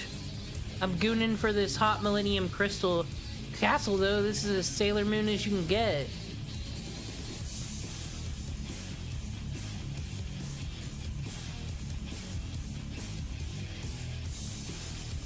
Alright. Jilter, and then he can get the arts up. We're gonna let Baby Gilgamesh in this. Aw, our little boy, he's gonna do his own little unlimited blade work. Shiro, no, don't you invincible when my son is gonna get his... Don't make me turn into a Karen, Babbage. My son has worked hard, and you're telling me he's not gonna get the kill? I paid for all those lessons. All those portal opening fucking lessons, and you're not gonna let him gate a Babylon U? That's why you're just gonna get burned all day. Cool. Fucking enjoy it. Hope it hurts when you piss. No, I don't have that on my main account. I use everyone else's archetype Earth. I'm not gonna dream of getting that servant. Okay, finally, my son. He put in the work, he gets the kill.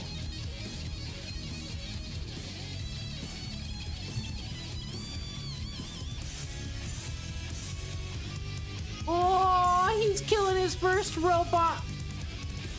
Actually, I guess he didn't get the kill, but he tried.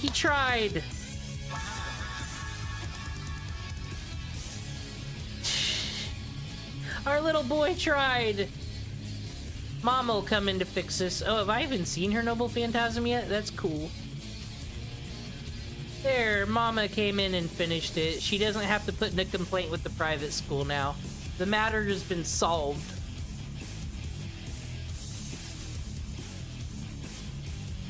Fucking Archetype Earth and Jilter have just come together as an unlikely mothers to raise this poor boy.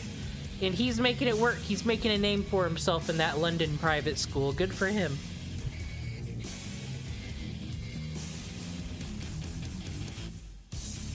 Yeah. Dude, fucking Gilgamesh meeting Kid Gil would be the same thing as Archer meeting Shiro. Gilgamesh would just make it his life mission because he loves killing children so much. Be like, he just thinks he's so fucking special that, like, no one could ever live his life. He'd fucking be the low-tier god attacking a child. Fucking Gilgamesh would become Leafy.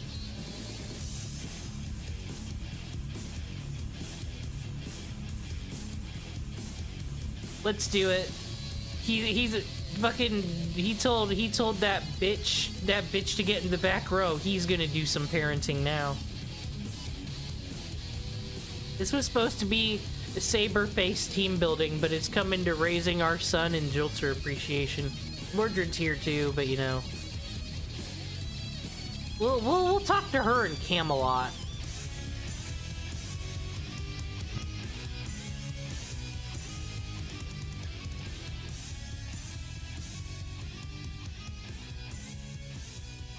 Ah. Skeletons. Alright. Gilgamesh, I know how you do, but listen. You need to kill the skeletons, not the child.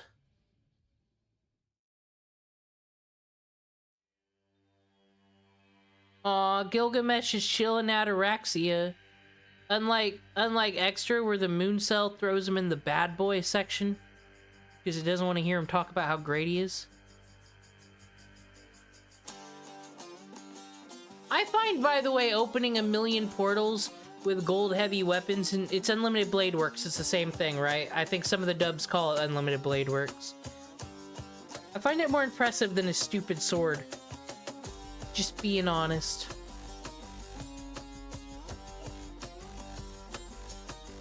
Aw, Kid Gil's building up his noble phantasm again. He's level 40.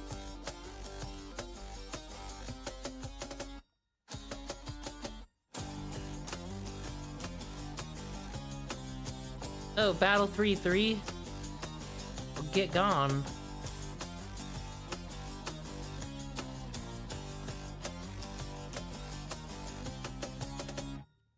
Where does this whole tribal tattoo design come from? Was that in the original visual novels? I've never been a fan. Like, did he join a frat? Did he go to demigod college? Where'd these come from? I mean, Kid Gil told me to say those things.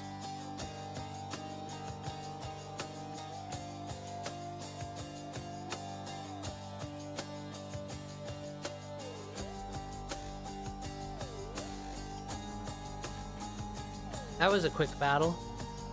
They're just wasting our time now. You said, there's a pillar fight incoming? Ooh, saber time. Who's got cool sabers?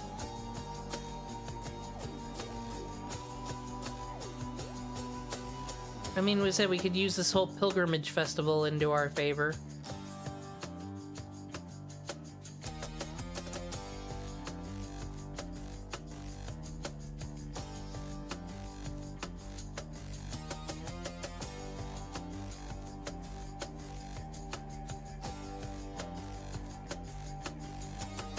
Where is my Saber Medusa, the hottest new fate servant to enter these streets?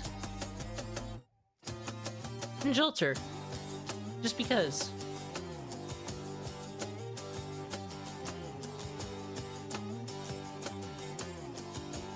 I am bloodlust right now.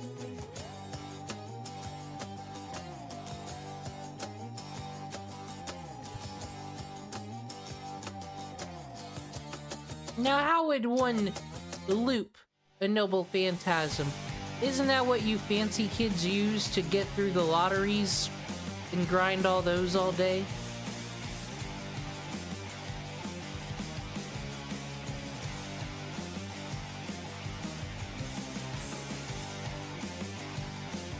Boom, she's one-hitting against the 5,000 HP skeletons. We can't ask any more from Avenger Jilter than that. Damn, she's got some hit. Well, I mean, I would hope so. She's got like 5 swords. 1, 2, 3, 4. Wonder how many of them have a swastika on them. Hopefully not too many. Get us some sea stars for the next round. Let's go. Okay, not that many. I guess that's why they insure you the 20. Ah. Let's just river dance on their faces.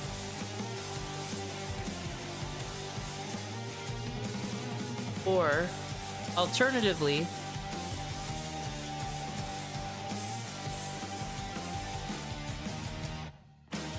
Just go ham. You deserve it.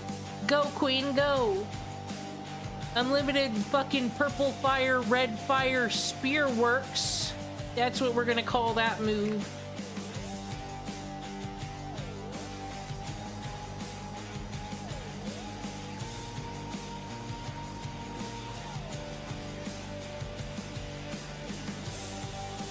I mean, if I'm a female gooner, like, maybe it's just like intro level, because I didn't know all these terms and niches.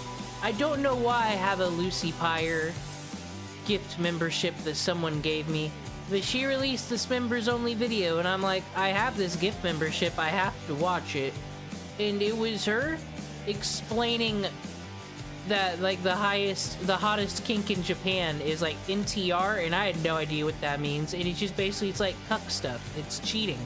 It's people cheating on each other and someone finding out. That's the hot thing, and like, she doesn't like it. And she says it's the worst niche ever. And I found it was interesting. And then she made a Linkin Park, like, parody song about the doujinshis. And that's as far as I've gotten on my knowledge, what the VTubers tell me. And I've learned they're not great journalists either, though. They like clickbaiting and lying in their titles. And then I'll watch their videos for 43 minutes, and then it'll just dawn on me that I learned nothing.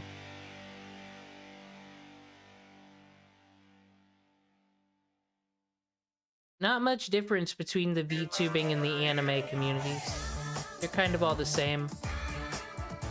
And I go to the VTubers Discords, and I thought it would be the hive of goonery. But nah, they just talk about Gundams all day. I guess that's what they do, what you men do when you don't think women are around. You just talk about space thrusters. Can't blame you. Simple life.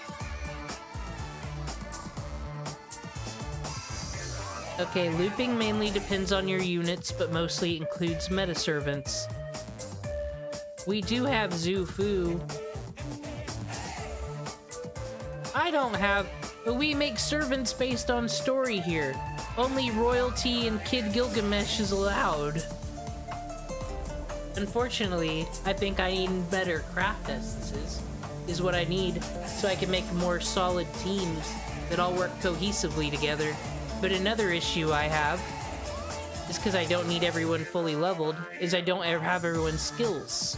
And a lot of those skills would be helpful for some good setup. Luckily, after I stream here, I go practice some things on my personal game. And then I get bored, and then I wind up just hitting buttons like as per usual. But I try. I really like... I have...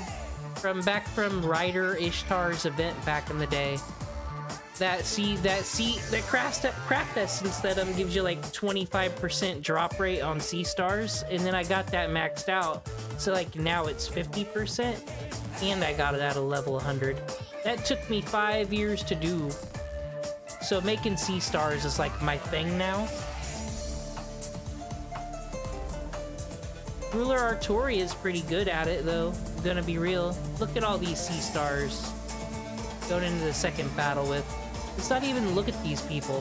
What peasants, am I right?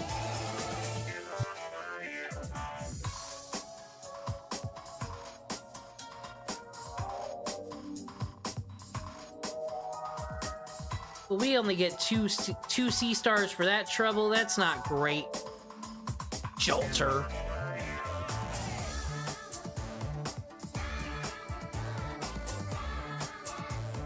Yeah, the CE bottoms take me a while to make, though, because like I said, the CE menu, the enhancement menu gives me an aneurysm.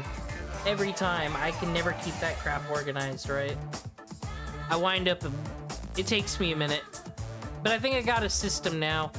I'll raise the level 1 CE to level 25, and then I put that into level 2 CE, which I raised to level 50. And then I put that into level 3 CE, and it just helps me keep track of where I am for when I don't play for months at a time. Very dumb.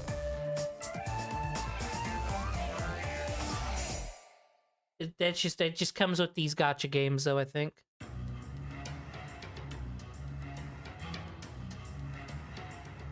Go! Get him! That's the Queen of England right there. Smashing skeletons with her tits. Who would have thought? Is there any doshinis?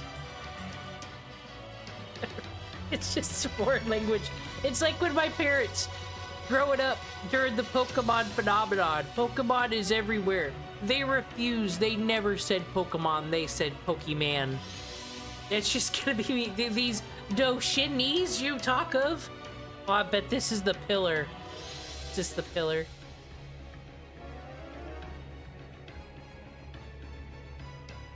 That Artoria ruler is kind of cool. I'm just not a fan of Lancer Artoria's face too much. But it's just an angular thing, I guess.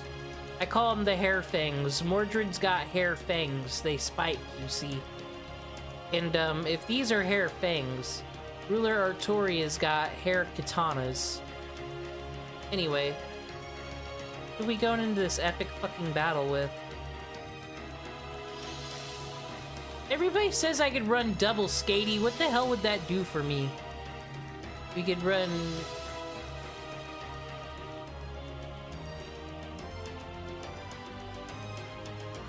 Well, what do I mean, what the hell would that do for me? I don't even know. I don't even fucking remember the notepad. Fuck it. We'll do it. We're doing it live. We're gonna double skatey. Oh, that's the wrong one. No one cares about caster. Wait, what's the difference between the ruler and the caster? I think the caster's better. Okay, not this party. Yeah, this is the pillar team. Actually, this seems perfect. Perfect. I see nothing wrong here. Let's go!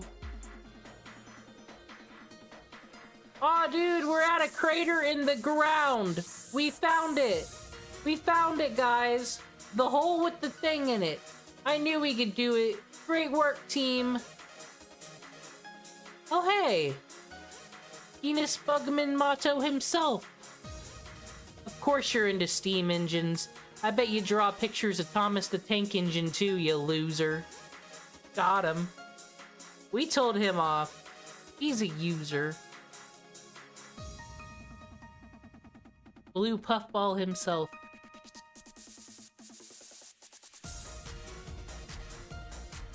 Aw.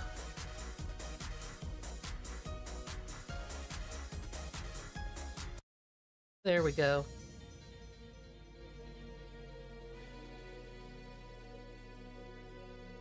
Double skatey time.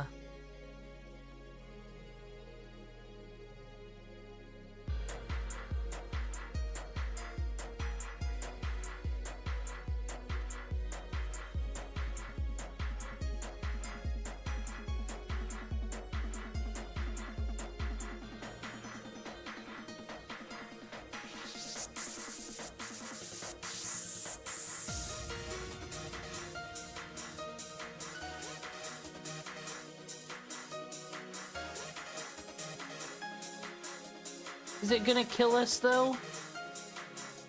It wouldn't dare. We got rune magic. Hey! Oh, Lucian!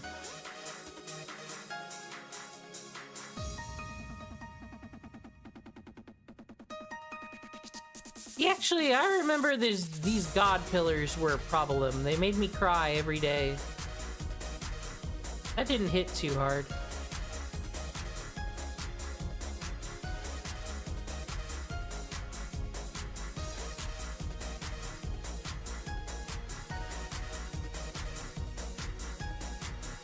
Go for the bonuses.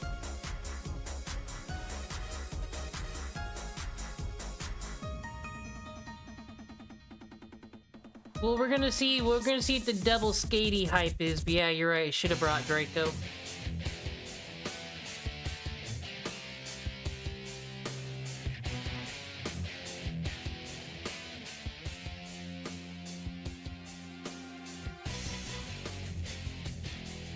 Alright, we can start.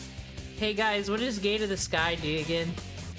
Increases attack and critical strength, and apply evade and death immune, and damage cut for all. Okay, so it's just overall good.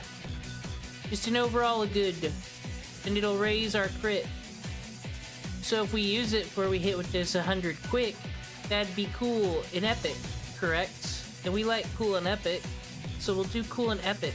And then we can do it again, because she's gonna get her Noble Phantasm. And then the Demon God Pillar is gonna be like, oh my god, you're so powerful and so smart and strategic, and you don't at all learn things from a chat on a stream. Oh my god, we summoned a whole kingdom. Ah! Okay, that's why you run Skatey. I understand now. Even though it's just gonna remove debuffs like a bitch. I gotta suffer debuffs, but not you? This is an unfair... These are unfair demon fucking rulers, quite honestly.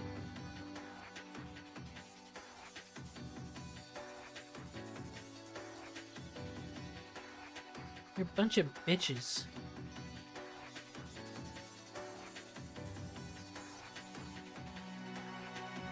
They won't let my skaties live, so the skaties are gonna up the enemy.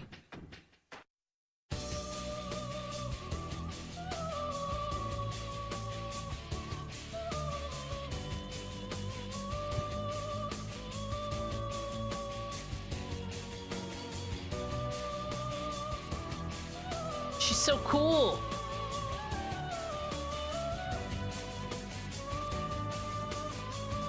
Dude, she's got a persona, mystic eyes, and an amazing blade. Fuck the Rave Master and that carrot-nosed dog, motherfucker.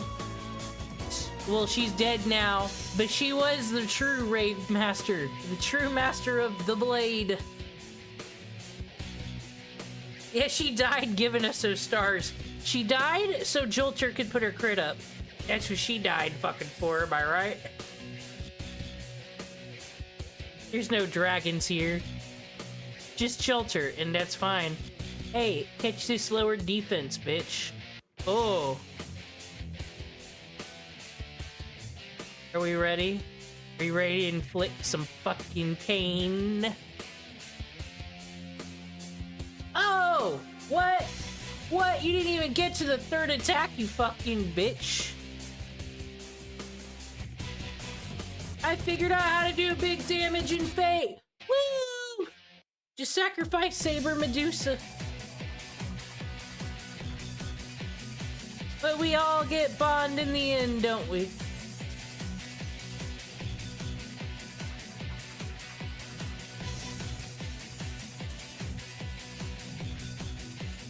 There's another Demon God Pillar gone. We are heroes. Demon God Barbados has got...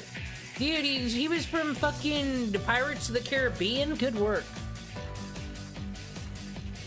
I'm too smooth-brained to use Van Gogh.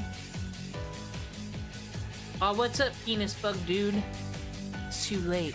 There's enough demonic fog filling London already. I can't figure him out. Like, was he... So was he big sad in Heaven's Feel? Like, before, you know, he turned all gross? Was he big sad because he was, like, into Homunculus Girl? And, like, didn't like seeing her have to fucking die to become the Grail, become the innards of the Grail? Was that the thing? But then he, like, seemed to not care about that anymore. Because, like, wasn't that kind of what happened in Apocrypha as well with Amakusa? He had something going on with one of them homunculuses. Now come, my last heroic spirit. Pioneer of the stars who... Aw, dude, he's fucking summoning Foreigner Voyager out here. Though who trapped in a cage of madness. Is this it? Is she coming? Shut your mouth! Oh, I think she's coming. Mordred! Let him summon her! It's time! Oh! For great hero class no! See, I sacrificed my life for this summoning. Dude, fucking Fate Stay Night's never gonna happen now. Because Mercury just saved his life for something so metal. Something so metal's coming.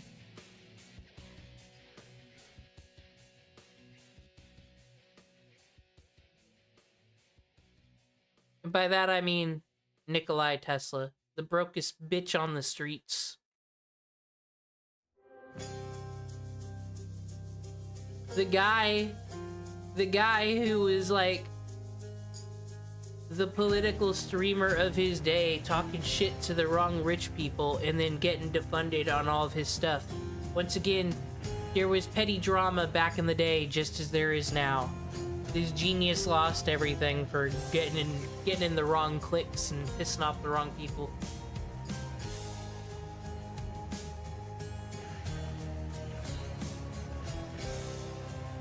Let's try that Morgan again. We need to bring back the monarchy.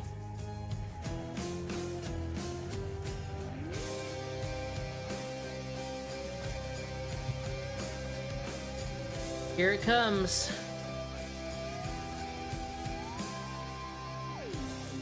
You called me, did you not? What was it you called me? Lightning itself. What was it that you called me? The genius. He's also a fucking Dr. Gregory House. A cry, a wish, good, evil. I see. It was all of them that brought me here. I, the lightning, the genius, Nikola Tesla. And he's dead. He don't even get $1 from those cars. Fascinating. All the scholars together called me. I, the one who brought new myth to humanity. I, the one who surpasses Indra and even Zeus. Ha! Dude, you're worse than Gilgamesh. You made like a light bulb or some shit. And then a lion-headed Thomas Edison electrocuted an elephant. I know history quite well, actually. Heroic spirit Nikola Tesla. It just sounds like he's selling a cell phone when he says that. Civilization. You guys, don't talk about civilizations too loud. Welcome to Artilia, or however the hell you say her name. Attila the Hun's gonna come down here and destroy that civilization. Destroy all the population. I'm not even dealing with Dr. Roman until he shows his face. I'm sick of this internet stuff. He needs to not force himself into my life like this if he's not gonna commit. Oh, we gotta fight Tesla now.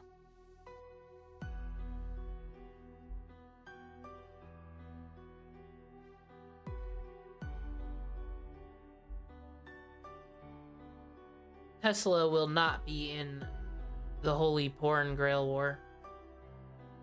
Not this day.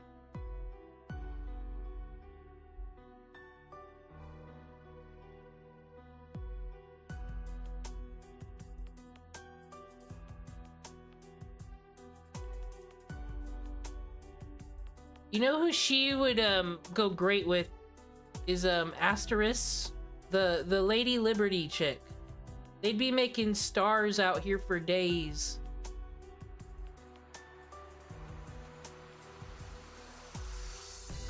Tesla gonna like fight us for real?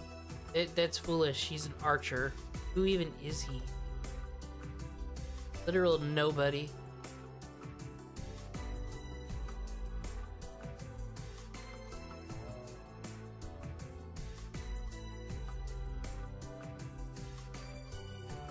Boom!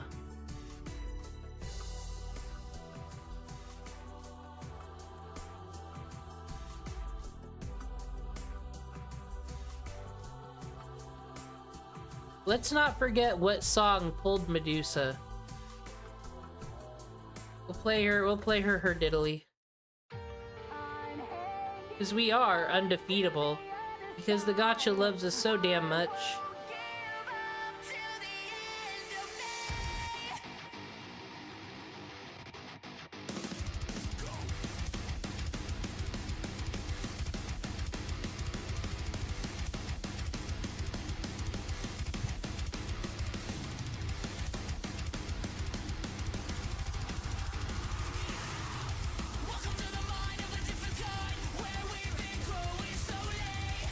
Whoa, Morgan.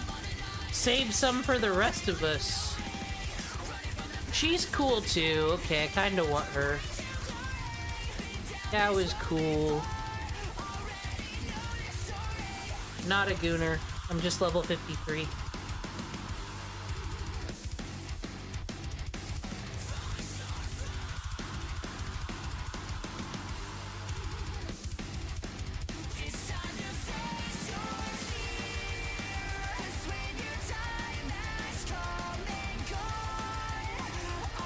Oh, we probably got to get to the end of this to get to that bitch Tesla, but at least we ain't running through the fire and flames to smack him in the face like we were Jason.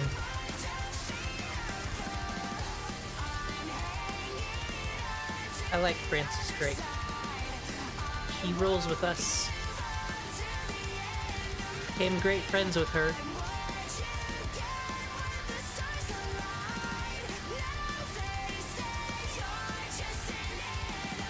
Dude, yeah, I just got that in my game.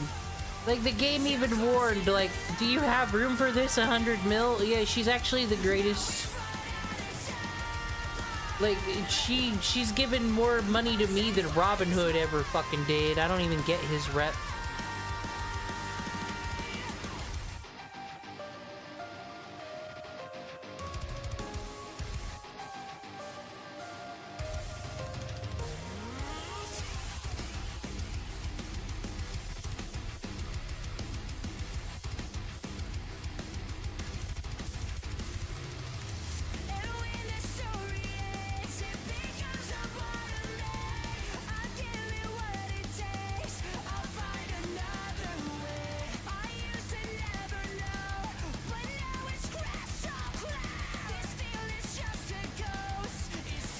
Like, so does that mean... So, it was kind of what I was complaining about last time.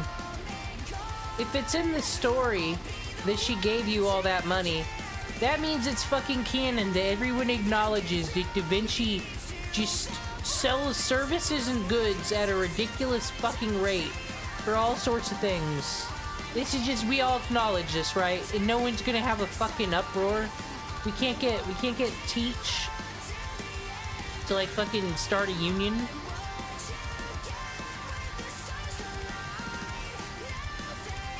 I'm sick of Da Vinci's shit. Like, if Da Vinci really wanted us to save the world, why doesn't she give us everything for free? She lets us, yeah, Sabe is like, she's so nice letting us go on this cool fucking boat and shit. This shadow border. But like, nothing's all inclusive. We pay for everything.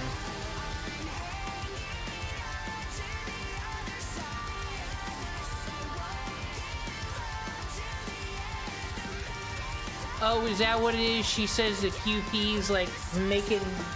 Well, then all that fucking QP, she can use all that to defeat the final boss of the Singularity, can't she? I obviously don't need to. I paid it forward.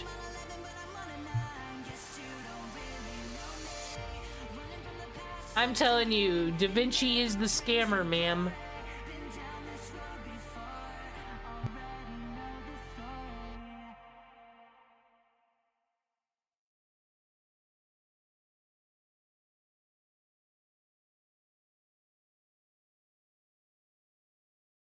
Da Vinci's probably just playing Pal World the whole damn time while we're off doing this, by the way. That's what I've heard. That's what's been, you know, because everybody lives at Caldelia together, right? And all the servants have been telling me some things. They've been saying Da Vinci doesn't work as hard as she acts. And why would they lie? They're heroic spirits. They're not heroic liars.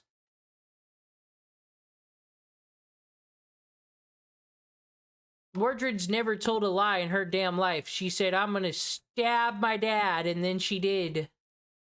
And it might have been her who told me those things about Da Vinci.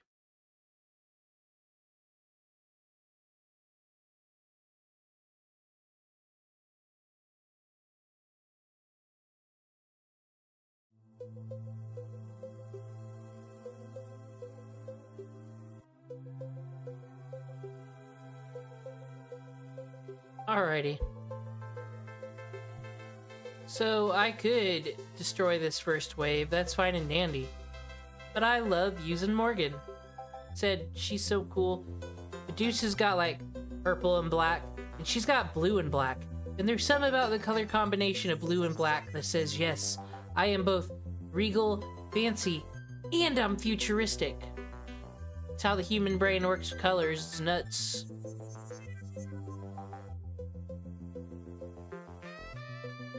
If Da Vinci ever asked you guys to go to get a Target gift card in exchange for manas or fucking wheels or whatever you do for 5-star servants, don't do it. It's a scam.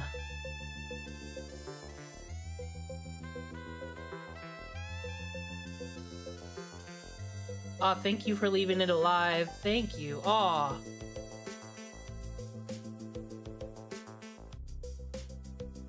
That fucking book, it's laughing at us. It's laughing at us, Morgan. Get rid of it. Okay, Morgan said. She's against this fucking books.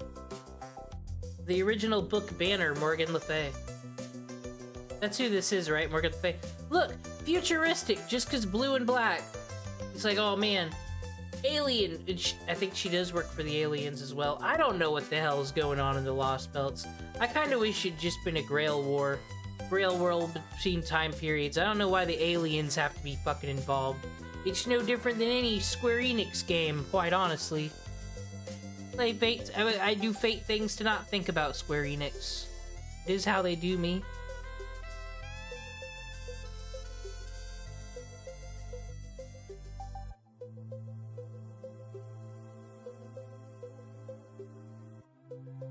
Man, these holy grails that keep almost destroying the world in Fate Stay Night is just fucking a battery. I watched the movie The Martian for the first time. Crazy, I know, but it's actually not based on a true story because I don't think we've ever been to Mars. But they could have made a Fate event like that. I'd love to see fucking Shiro Emiya. Why can't they do anything with Shiro Emiya? Like, why can't MASH and company hang out with him on one of his adventures in an alternate universe of him getting summoned to Mars? The Grail, the fucking Mages Association said, you can't do this Grail War shit on planet Earth no more. Not since the Cthulhu monster that destroyed all the children, and none of you did a damn thing about it until it was too late. You guys can't do it no more. No more Fuyuki for you. Fucking Grail War on Mars. It's the anime we all deserve. Everyone knows that every popular franchise has to go to space at some point.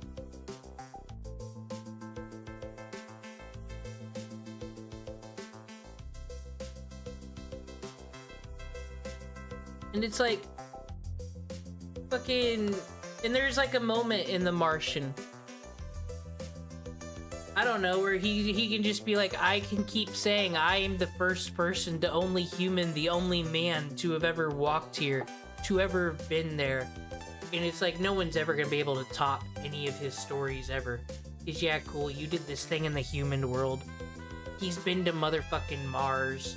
So it'll be like, Artoria will be talking about being king, the sword of selection, and Shiro will be like, Saber, we're on Mars. Okay, I'm just chomping at the bit. Chomping at the bit. Okay, there's Luna, but who had theirs at 120? I want Lancer Tamamo. Oh no, we'll go with Overtract. Level 100, he showed respect. Who am I using as a Lancer? Oh, I'm using Gareth as a Lancer. Gareth, we haven't got to use him, really. Elizabeth Bathory, you're on timeout for the things you did and said. Alright, let's see what stars we can get here.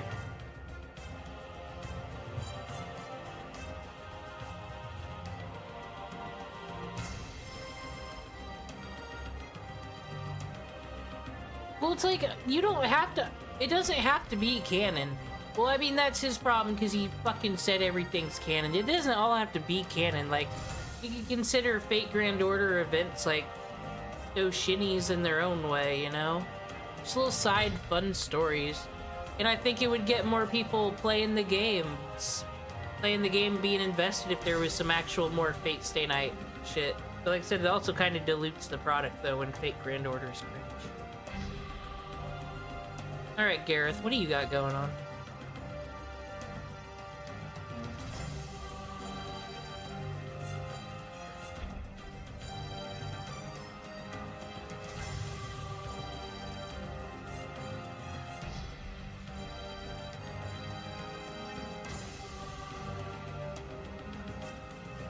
Problem with Tamamo Summer, though, is I never have her paired with any males, and that's what makes her useful.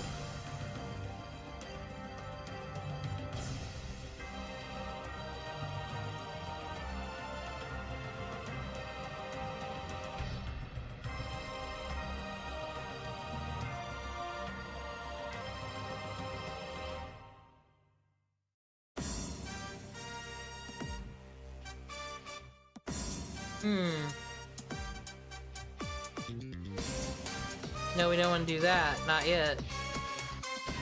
Maybe next turn.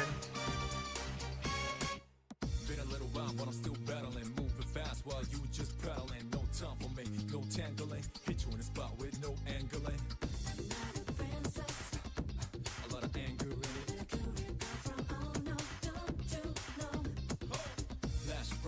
Now, I believe his Noble Phantasm only attacks one person. You can invincible. You can evade. Gareth, you've guts, so take one for the team. Let's build up some stirs.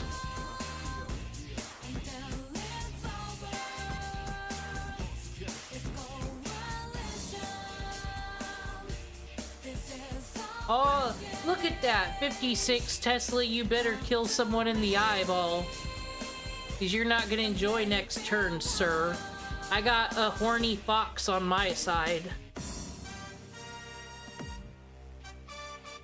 She can beat you down. Oh, don't even. Gareth, you got the child!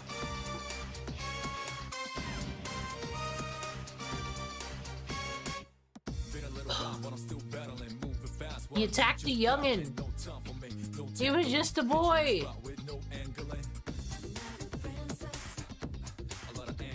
Alright.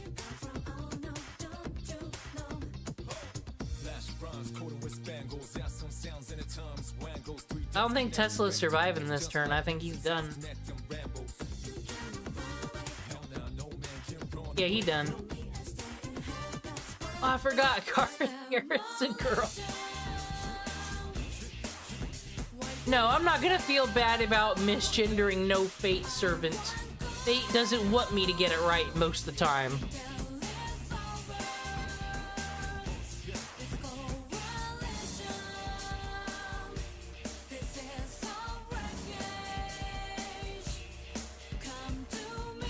That'd be the greatest side event plot. Where, cause I already heard that I made that joke about how OSHA was gonna be so mad at us. I guess it is a plot where Chaldea gets called out on its like bad safety practices. But we can't have that. Why is that I hear? Oh, it's Persona 4 time, Beyond the Fog. I guess we've been in the fog the whole time. Anyway, we need like, I have to get forced to go to diversity fucking staff meeting at HR.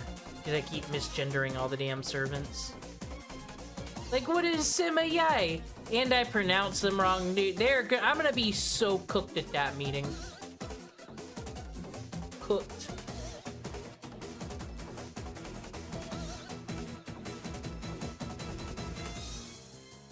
Yo, I've never got to use her. I'm gonna use her for funds. This can't be a real battle, I'm sure.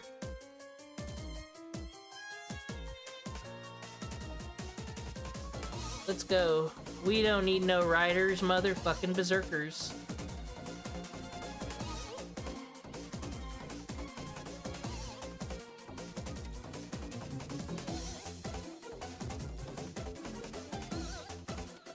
trying.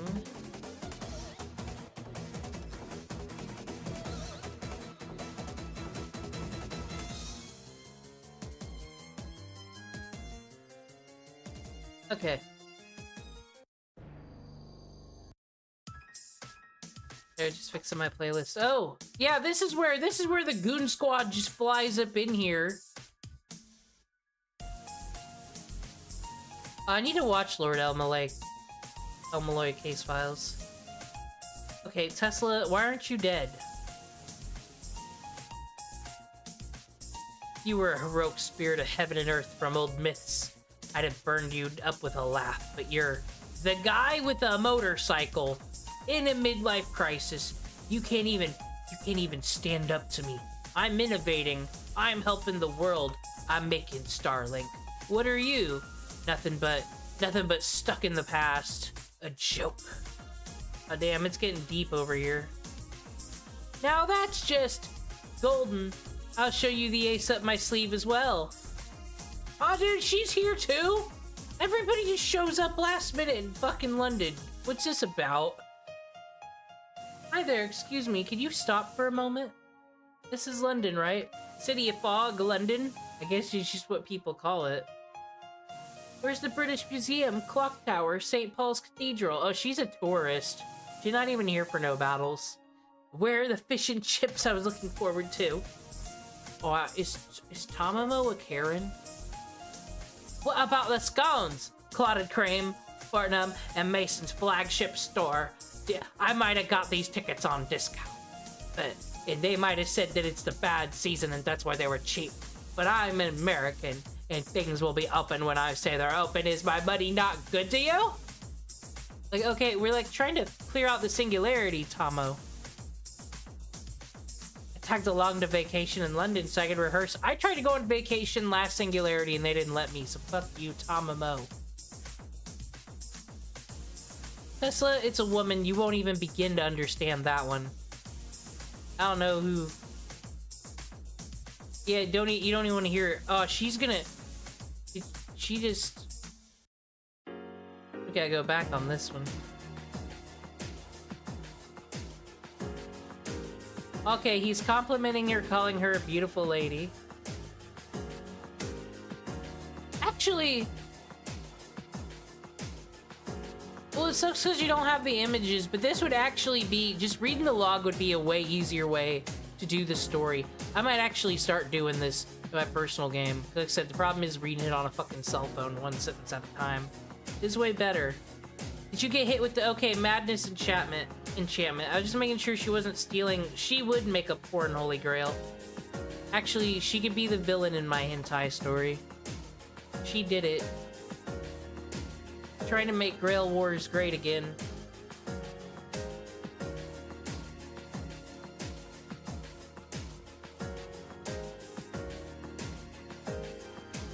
I'm just on the lookout for Lancer Artoria.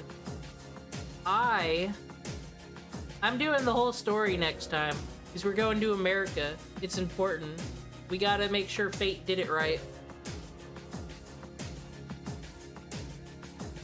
Do you know the reason that we drive on different sides of the road than everyone in the world is because that's the side that you'd shoot people with back in the fucking wagon and horse days. That's how important guns and Wild West fucking culture is.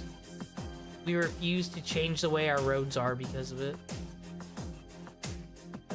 Because, I mean, that's the shooting side.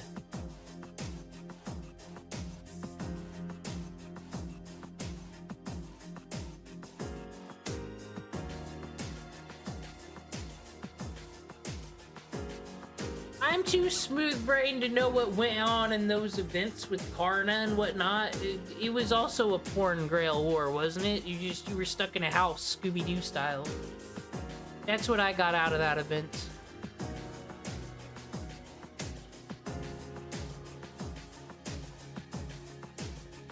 I'm sure all of my servants, I'm sure they all got roofied somewhere, so that's probably why I didn't do so good in those Karna battles. Wait, or is Kiara the weird one who her noble phantasm, like she puts you in her womb Is that who she is? Dude, this is... I want her, actually.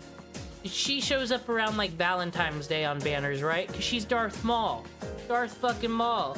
The whole thing that justifies the prequels. Fucking Duel of Fates.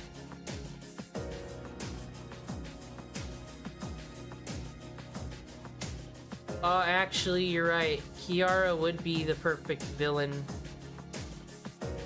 It could be like the human male could like think it's their game, but like she actually pulled the strings the whole time. Oh, is her Noble Phantasm and Fate Extra worse than this one? That can't be true. This one's definitely going for a kink I don't understand.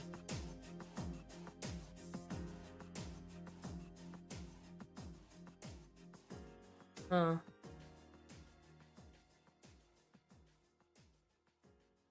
Strange how when I type Kiara Noble Phantasm, extra CC is the first thing that comes up. So I'm assuming.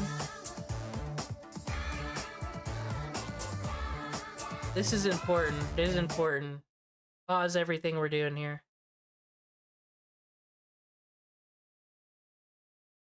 What's going on here? 再度の時です。生きとし生けるもの、すべての苦痛を招きましょう。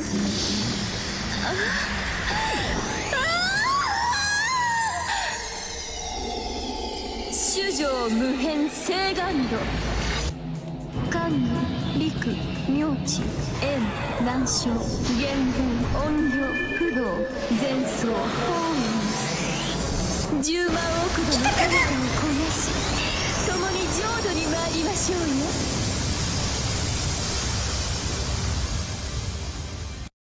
Oh, so she's just gonna come out here, is she? She's just gonna come out here, stick the whole planet in her goddamn womb, and then just walk off like she didn't do anything, just enter the battle like it was nothing. I'd be like, ma'am, could we address what you just did there? That was kind of cringe. Yeah, she needs to go to HR department as well.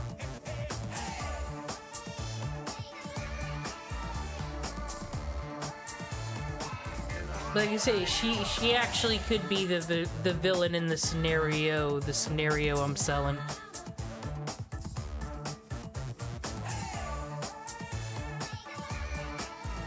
Yeah, God forbid any of these characters actually be asked about their noble phantasms. You know how Zero had the meeting of the kings, where they all sat there and talked philosophy because it's Fate Zero, and all dunked on Saber for feeling bad? They need to have a meeting of let's actually discuss our noble phantasms and how the fuck did you come up with that, Kiara?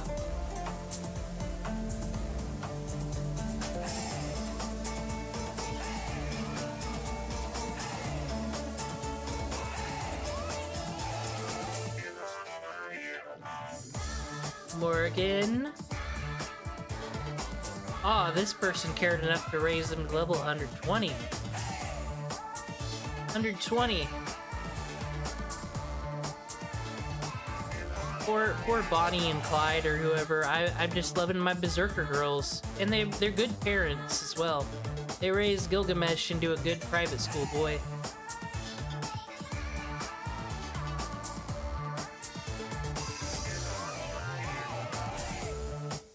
Hey servants, happy Father's Day. Oh wait, none of you all have fathers. That's what led you to be in a gacha game in the first place.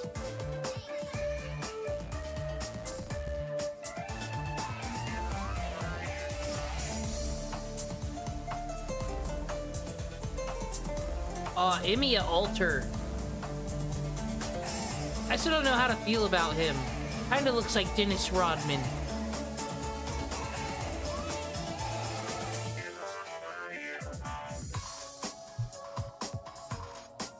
But I really like his noble phantasm. What is it? Unlimited Lost Arts Works? Unlimited Lost Works?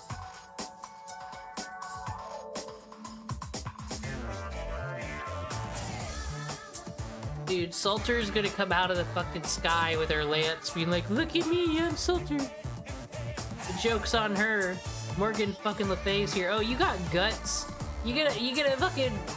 Dude, no. Grimoire, we're gonna kill this book today.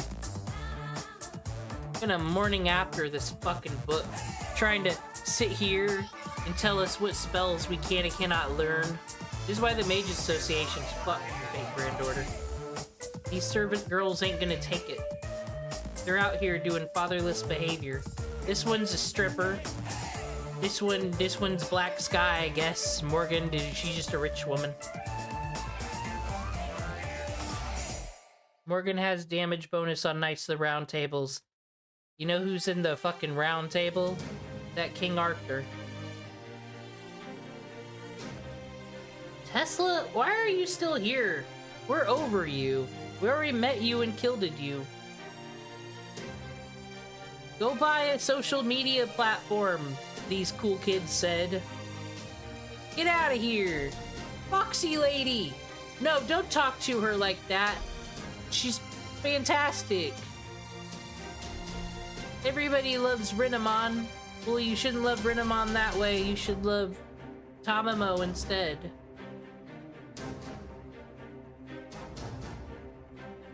Tamamo's great. She just wants to be a good wife. Like I said, it'd be between her and Kiara being the fucking villains of whatever horrible scenario I'm making up this time. But I grew up making fan fiction. What do you want from me?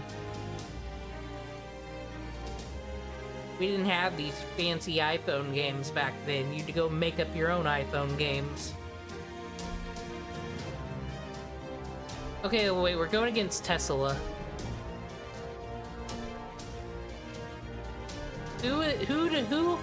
Who doesn't care for his electricity? I'm just gonna call this one Crazy Yuri now. That's who the servant is.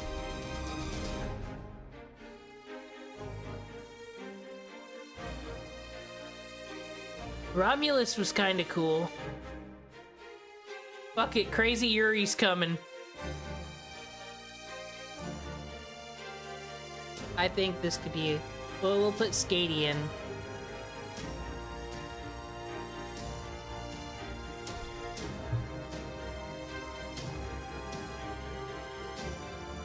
I have an announcement! Morgan Le Fay is a bitch, and anybody who uses her is cheating. Golden Spark... Whoa, can't believe he said all that. We're at the surface, Senpai. Looks like they're servants that appeared from the fog. I see. Oh, they're enemy shadows. Enemy shadows detected. Mordred, you got this. We all need to get rid of that pain in the ass fog. Now it's up to you guys. I'll let you grab the glory or whatever. Gonna rest Fu. Aw, dude, I think he came. Punched Tesla in the face and left. Oh no, we're gonna go punch Tesla in the face. Let's go do that.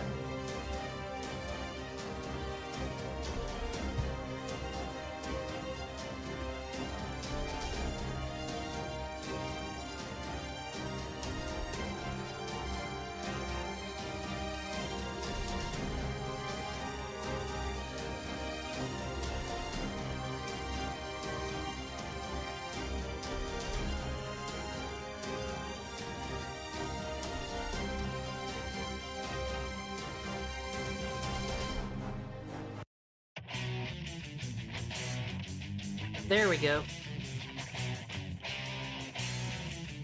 Now, I don't know what Crazy Yuri's deal is. Like, because I believe the third Ascension does different things than the normal one.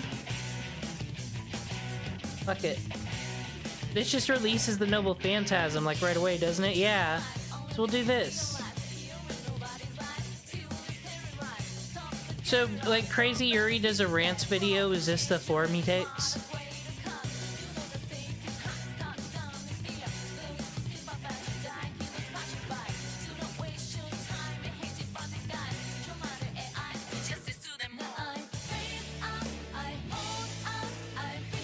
Crazy Yuri faced their true self, you see.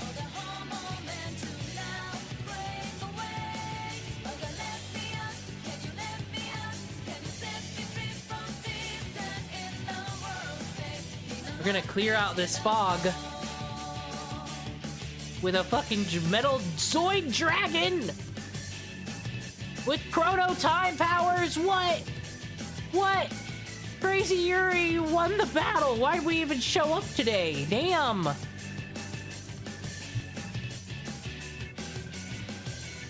Well, good job, everybody. Woo!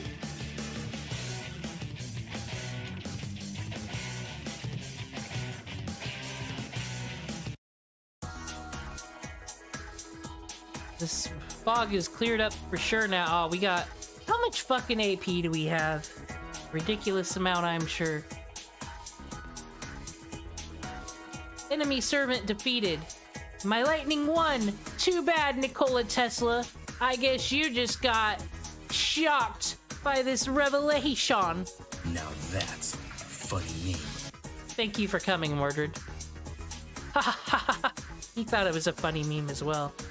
No, I don't think it's bad at all. I'm a pioneer of the stars. I would never truly wish for humanity's end. The heroic spirits of heaven and earth are still new. Oh, so he's just into genocide. That's fine. Just specifically the servants of earth and heaven. Hi, asshole. Dude, the Electro Bridge. The Electro Boogie Woogie Bridge. I knew it was in London all along. Is it, Doctor? I think we forgot something. What about those masters that were in the coffins? They fucking informed me they're like dead, and I'm like, no way! We forgot to get the Holy Grail for Ingr Buddha. Who the fuck is Ingr Buddha? Is that the demon pillar we just beat up? Who has the Grail? Dora. Mordred, did you swipe it? Mordred, no swiping.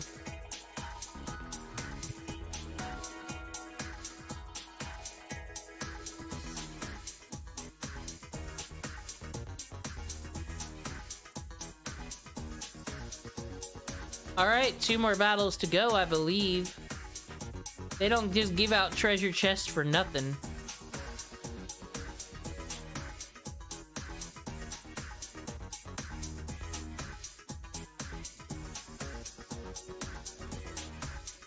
Perfect.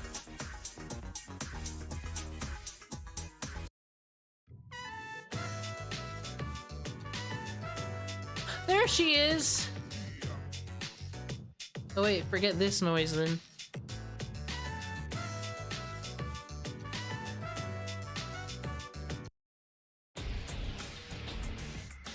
No, she's definitely King Arthur.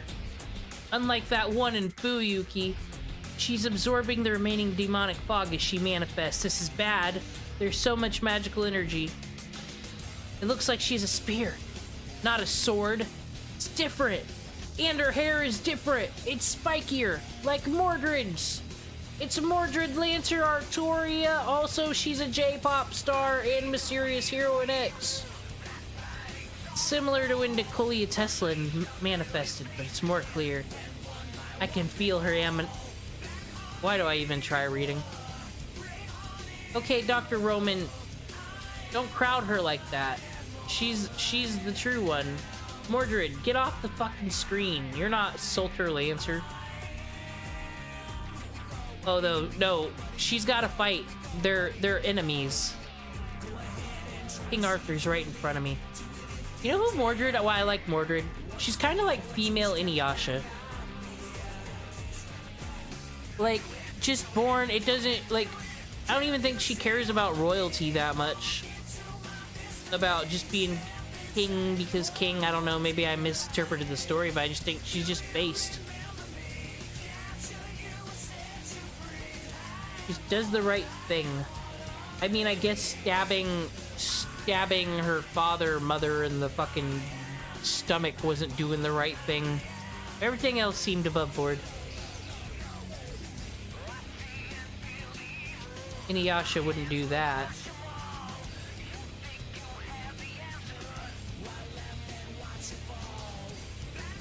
Aw, dude, this is so metal.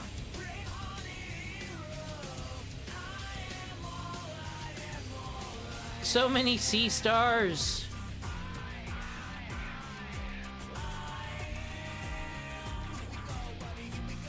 going fast indeed.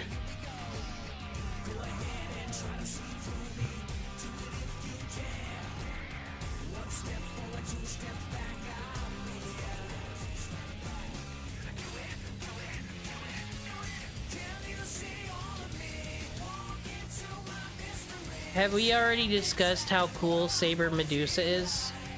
We don't have to, really, I guess. Ah!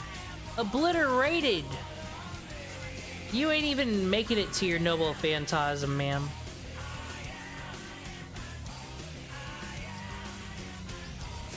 I never do. I used all my... I have at least used the command seal in this game. I had to use them all the time in my first playthrough. But it also helps that I got, like, the best servants. Like, at this point in my personal game, no, I had Reiku. I had Reiku as my 5-star. She was my berserker that I brought in when it wasn't Hercules. But even then, I was always fucking losing. Not no more. Not that I got these heroes.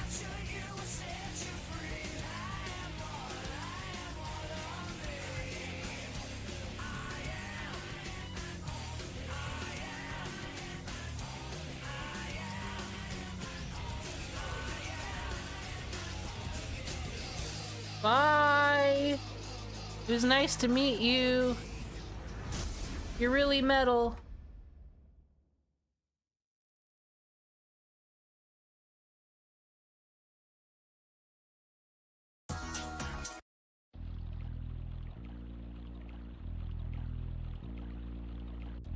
Alrighty. We've cleared off all the baddies. I don't know why King Arthur with a lance inserted herself into this drama when I could be flirting with all the cute boys like Jekyll and Dr. Roman. But it's okay, I'm used to my vacations getting ruined at this point. And the fog's gone, so I can rent out this apartment like I've been wanting to do. Jekyll, I'll split the rent with you. I don't know about Fran, though. She's gonna buy her own grocery... Oh. Back at the hole in the ground. Lovely.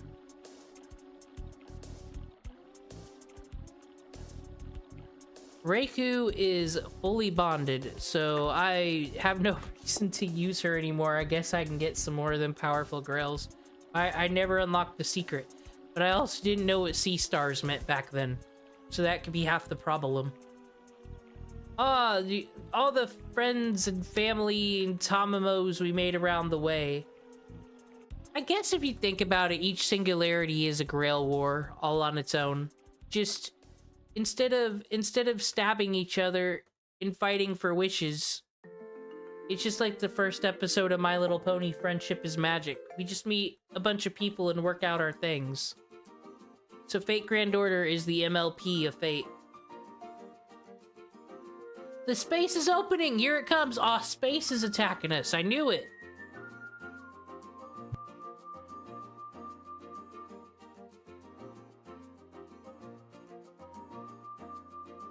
Is it true? Is a Holy Grail War finally happening in Fate Grand Order like 10 years after it was made? Thank God. I don't know what this is, but we need Morgan Le Fay to deal with it. Because she is blue and black.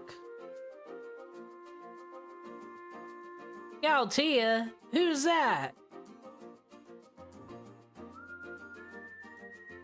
Ibuki. What the hell did Musashi get a berserker? Is she cool? Does anyone recommend her? These people leveled her up to 108, so they must like her. And you don't ever catch me leveling up any of my berserkers like that. Maybe Hercules. If anyone deserves it, though, it's fucking Hercules.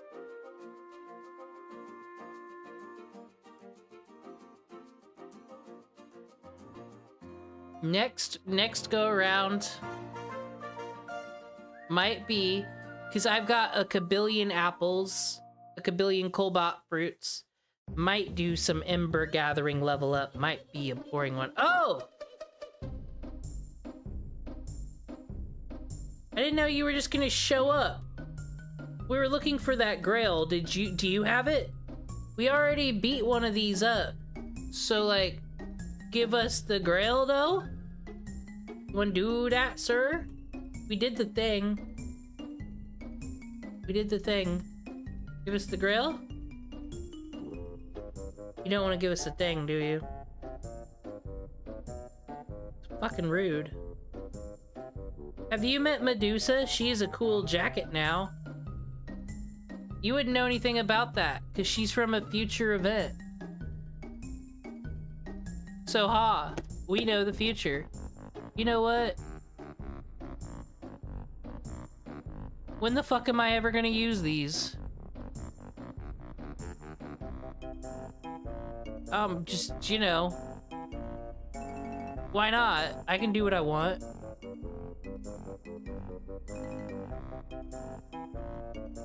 I hope I don't die, but I don't think I will.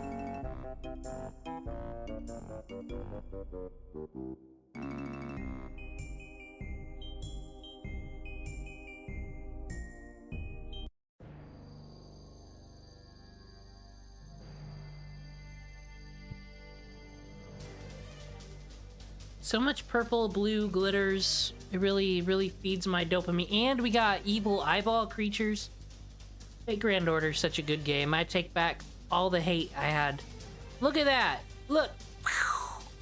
Alien demons fighting your stupid land mammal demons. Aw, you're not even ready for this. You ain't even gonna be ready for Plasma Dagger.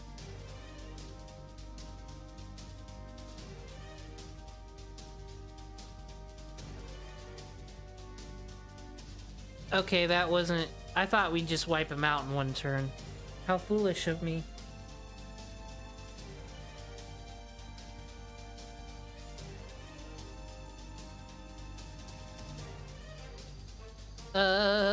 Get paused? Or not? Oh well.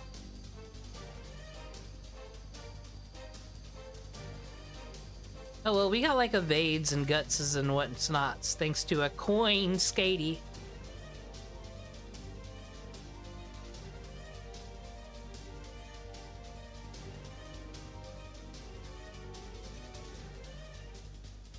You know, like, all the music I play is banned in Belarus? It's true. No, I love my stars. I'm addicted. Addicted! It's like playing the slot machine.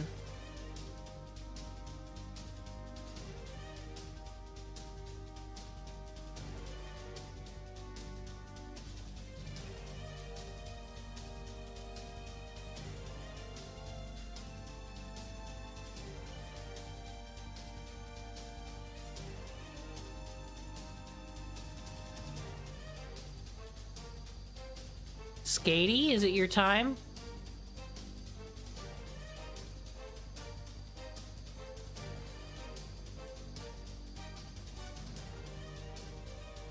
See, so now maybe we can get Getty in on this conversation. I don't know if he'll be in the porn Holy Grail. The adult. Why did you do that? She did nothing wrong. We were gonna take her to the mall after this and let her go shopping at Hot Topic. She's only 16. Mommy Jolter's gotta come in now. Ridiculous. Ugh, disgusting, Gautier. But like, it's very important servant selection. But they gotta be paired perfectly with their masters, as per usual servants. But like, this is where we get into video game planning, because like we gotta have someone for every kink. But I think like this is a good group of people right here. Who say I can't throw an Avenger and a Ruler in there? I'll be like the Einsburns up in here. We're cheating that Grail whenever it suits us. Hey, I think we won the Demon Pillar battle. I used command seals. He is kind of hot though, not gonna lie. I don't need these fucking look at me, I'm tormented vein things here. Yeah. I can't do it. I'm Dr. Roman. I don't do things that are useful. As long as Solomon's there, I can't bring you back. Solomon, fucking leave. It's not time for you yet. Just like you said, it's not our ranks as heroic spirits, our vessels, our classes are what separates us. Now burn with the rest of the garbage. Don't say that about Mordred.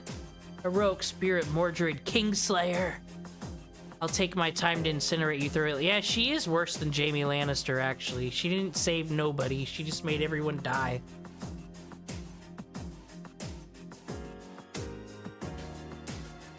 Yeah, like, you use 3 command seals. Your servant really has absolutely no reason to be loyal to you. They can fucking just stab. It's why you don't want to be shitty to them. Once them command seals are gone. It's why, like, Mordred, like, the Master-Saber relationships are always best. Shiro, Saber. Fucking what's-his-face and Mordred. Because they're all just solid teams. They'd never think to betray their masters. It helps that they're all knights, too, I guess. Chivalry and whatnot. You read books. You guys know about chivalry? Did you read the King Arthur stuff, King Solomon? Oh, I know what we can do. Solomon, there's like a Mari paternal issue over there. Someone's fighting over a child. Can you go, like, be a Judge Judy? That's what you do, right? Oh, no, you're Grand class. So I guess you're above the Judge Judy shit now. Dude, when we find out that's why we know about Solomon, because he was the first one that created the entertaining judge shows. And, like, you could just, the castle court could just roll up in there and watch it, right? Maybe he made it entertaining. Because I don't really know if all of his decisions were so wise. We gotta learn about King Solomon and the Bible later. Gotta queue those up in the playlist. I didn't like that face. He's not hot anymore. You are not heroic spirit Emiya. Get your ugly face off my screen, Gotea.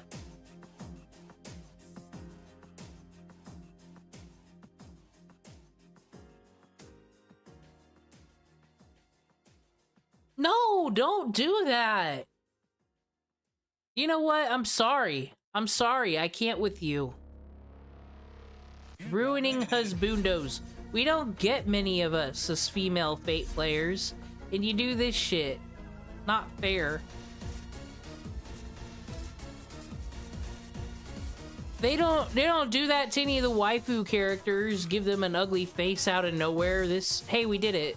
I'll stop complaining. London's over. I need to remember to level up Mash. She's actually under-leveled. We didn't use her at all in London.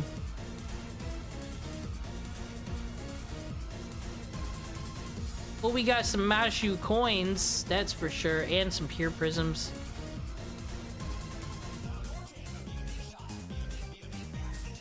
Another wonderful holy grail. Jolter might get all those one day. Oh, we're going to America. We're gonna read that whole story. Yeah, but next time I be streaming, might do a whole prep thing. Might start grinding for embers.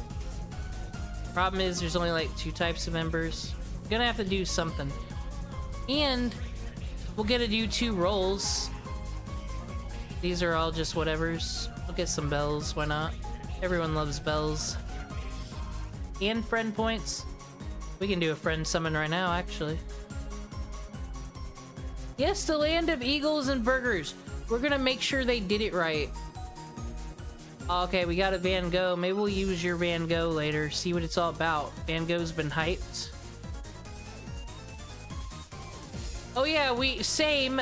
I'm glad I added you now because you're the one who says you have a 3rd Ascension Nero. Or Draco. We're stacked now. But most importantly, before I go anywhere, gotta get those fruits.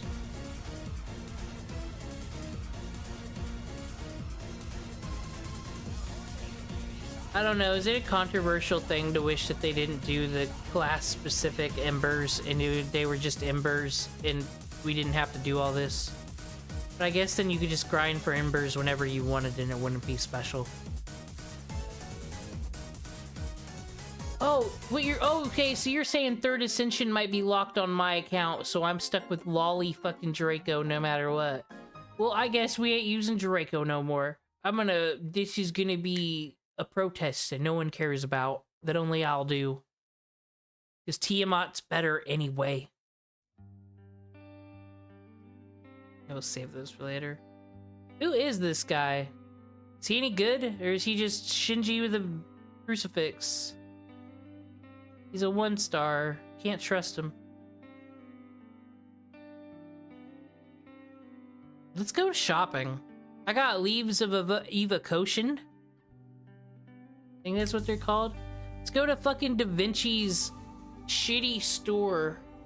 What do I got? I got 2 rare prisms. It's nothing.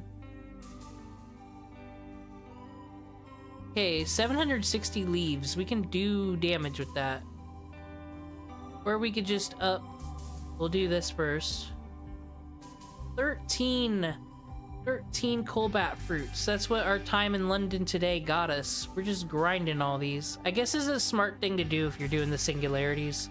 Just banking AP all day. Probably why they made these. I guess I'll be streaming next year. We gotta fix this. Alright, I can't do anything with 1 rare prism, can I? Is there anything amazing in here that I need? It's like essential. I can't even pick up. What does this mean when it says pick up summon? Or does that like mean I can do this? I don't know, because I already have her. Don't I? I don't know. What is the best bang of what we can get from our buck with 1 little time cube? Monte Cristo, why? Oh, didn't... I mean, this is free. Maybe I'll do that next stream. What level do you have to be for that? I'll check. I could get a mini border command code.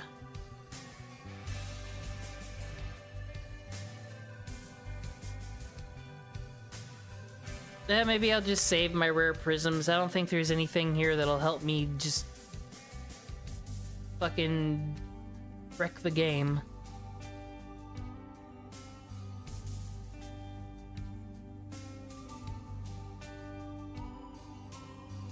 Alrighty. What about... Okay, we got 89 normal prisms. I don't think that's anything worth bragging about. Leaves of Vocation.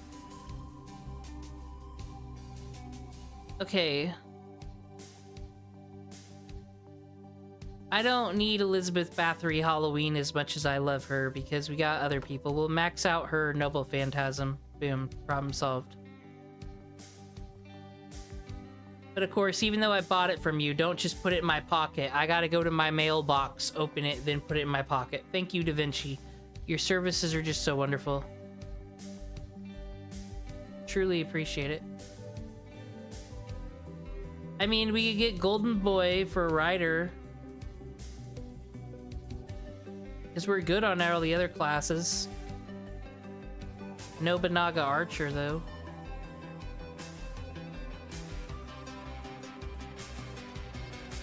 We'll go with him. New servant for us this day. He seems cool. He seems fun. He's kind of like Kanji from Persona 4. That's who. That's the voice I hear in my head when he talks.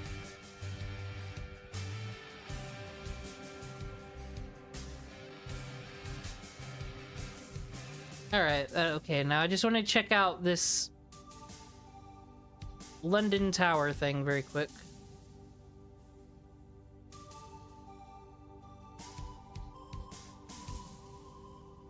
He is really good. I never got him because that event was happening when I first played the game, and you know, I had no levels. I just got out of Fuyuki, so I couldn't do it, so I never got him. And even though he's like not the greatest welfare servant in the world, it always just stuck with me because it was like it was impossible for me to get. Now they just give them away. Okay, recommended level 60. I can try this. This might be the goal. This might be the goal next playthrough, is doing one of these and gathering some embers and whatnot. Alright, London is complete. As I said, when we go to America, I'm gonna actually try to read the whole story. I'm gonna force myself to get invested. Because if I can't force myself to get invested for this one, I guess it means I hate America then. I don't know, we're gonna find out. We're gonna find out where my loyalties actually lie in Er Pluribus Uminem. Do it after Solomon? Maybe. Because I have to be like level 70 for the other one. I might, actually though, I might go for the command codes. I might do that. Might start getting new command codes, making some better teams. Actually learning strategy, actually getting good. I think that'd be a great direction to go in, and we can do that with Mystic Codes. And next time I come back, we'll get a roll. What banners are there now?